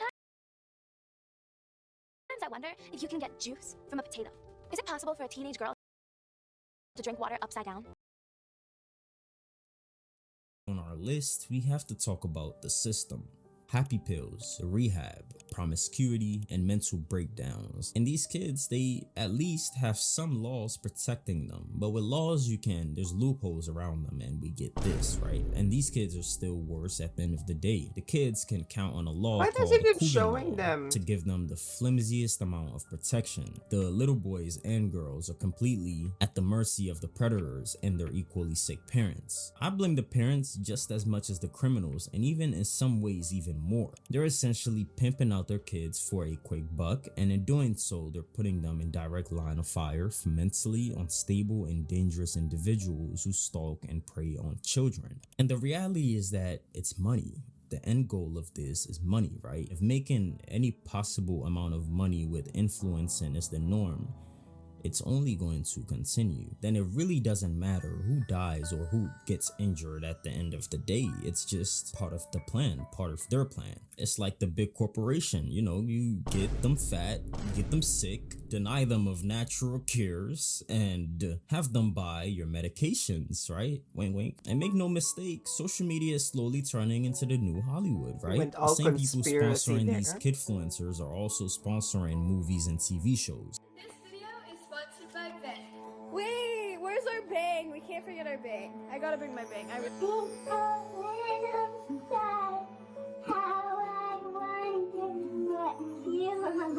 we get on with the video though, I am going to take a sip of my bang. Wait, I forgot! My bang! So if you come across any parent influencers, don't give them the attention, don't give them the like, don't watch the content. Let's make this change, and if the money dries up, I'm sure the content will also dry up.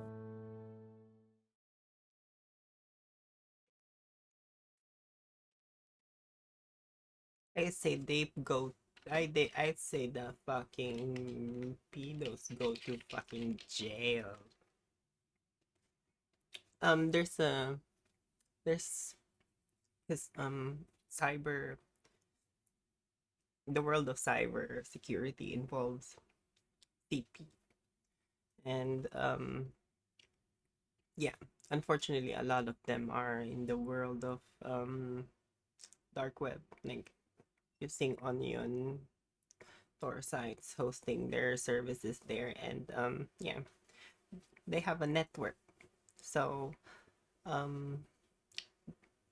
there's a department here in Queensland that works on resolving these cases. So trying to infiltrate their system and figure they use every single detail from videos they find on the dark web.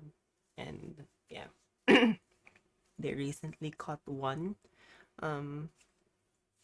They recently caught one from same areas I am at. Thankfully, not anyone I know, but yeah, he was an administrator for these for these childcare facilities. He was an administrator for a few years, move around from state to state, and yeah, he took advantage of this. Like, some of these kids didn't know what happened to them, which is probably one of the most disturbing things you'd ever have to do as a police officer, having to tell those sort of stuff. So yeah, yeah, I really appreciate them, and people should be more careful about these sort of stuff. Honestly, just report them, block them if you have to, and yeah, make sure you don't watch them, because the algorithm, with every second you give to a certain video, the algorithm is figuring that out. Like, it's learning from that, and like, oh, they like this content, oh, they don't like this content, and yeah, and so that's how it works. So yeah, I hope everyone stays safe. I think that's gonna be me for now. It's pretty late as well where everyone's at, which is the United States for most people. But yeah, I hope everyone has a good day. And thank you so much for joining. Oh, sorry. Thank you so much for joining me. If someone's there, if not, I hope you have a lovely day or afternoon, and I'll see you next time. I'll see you later, probably, because I will be streaming in an hour. So, yeah. See ya.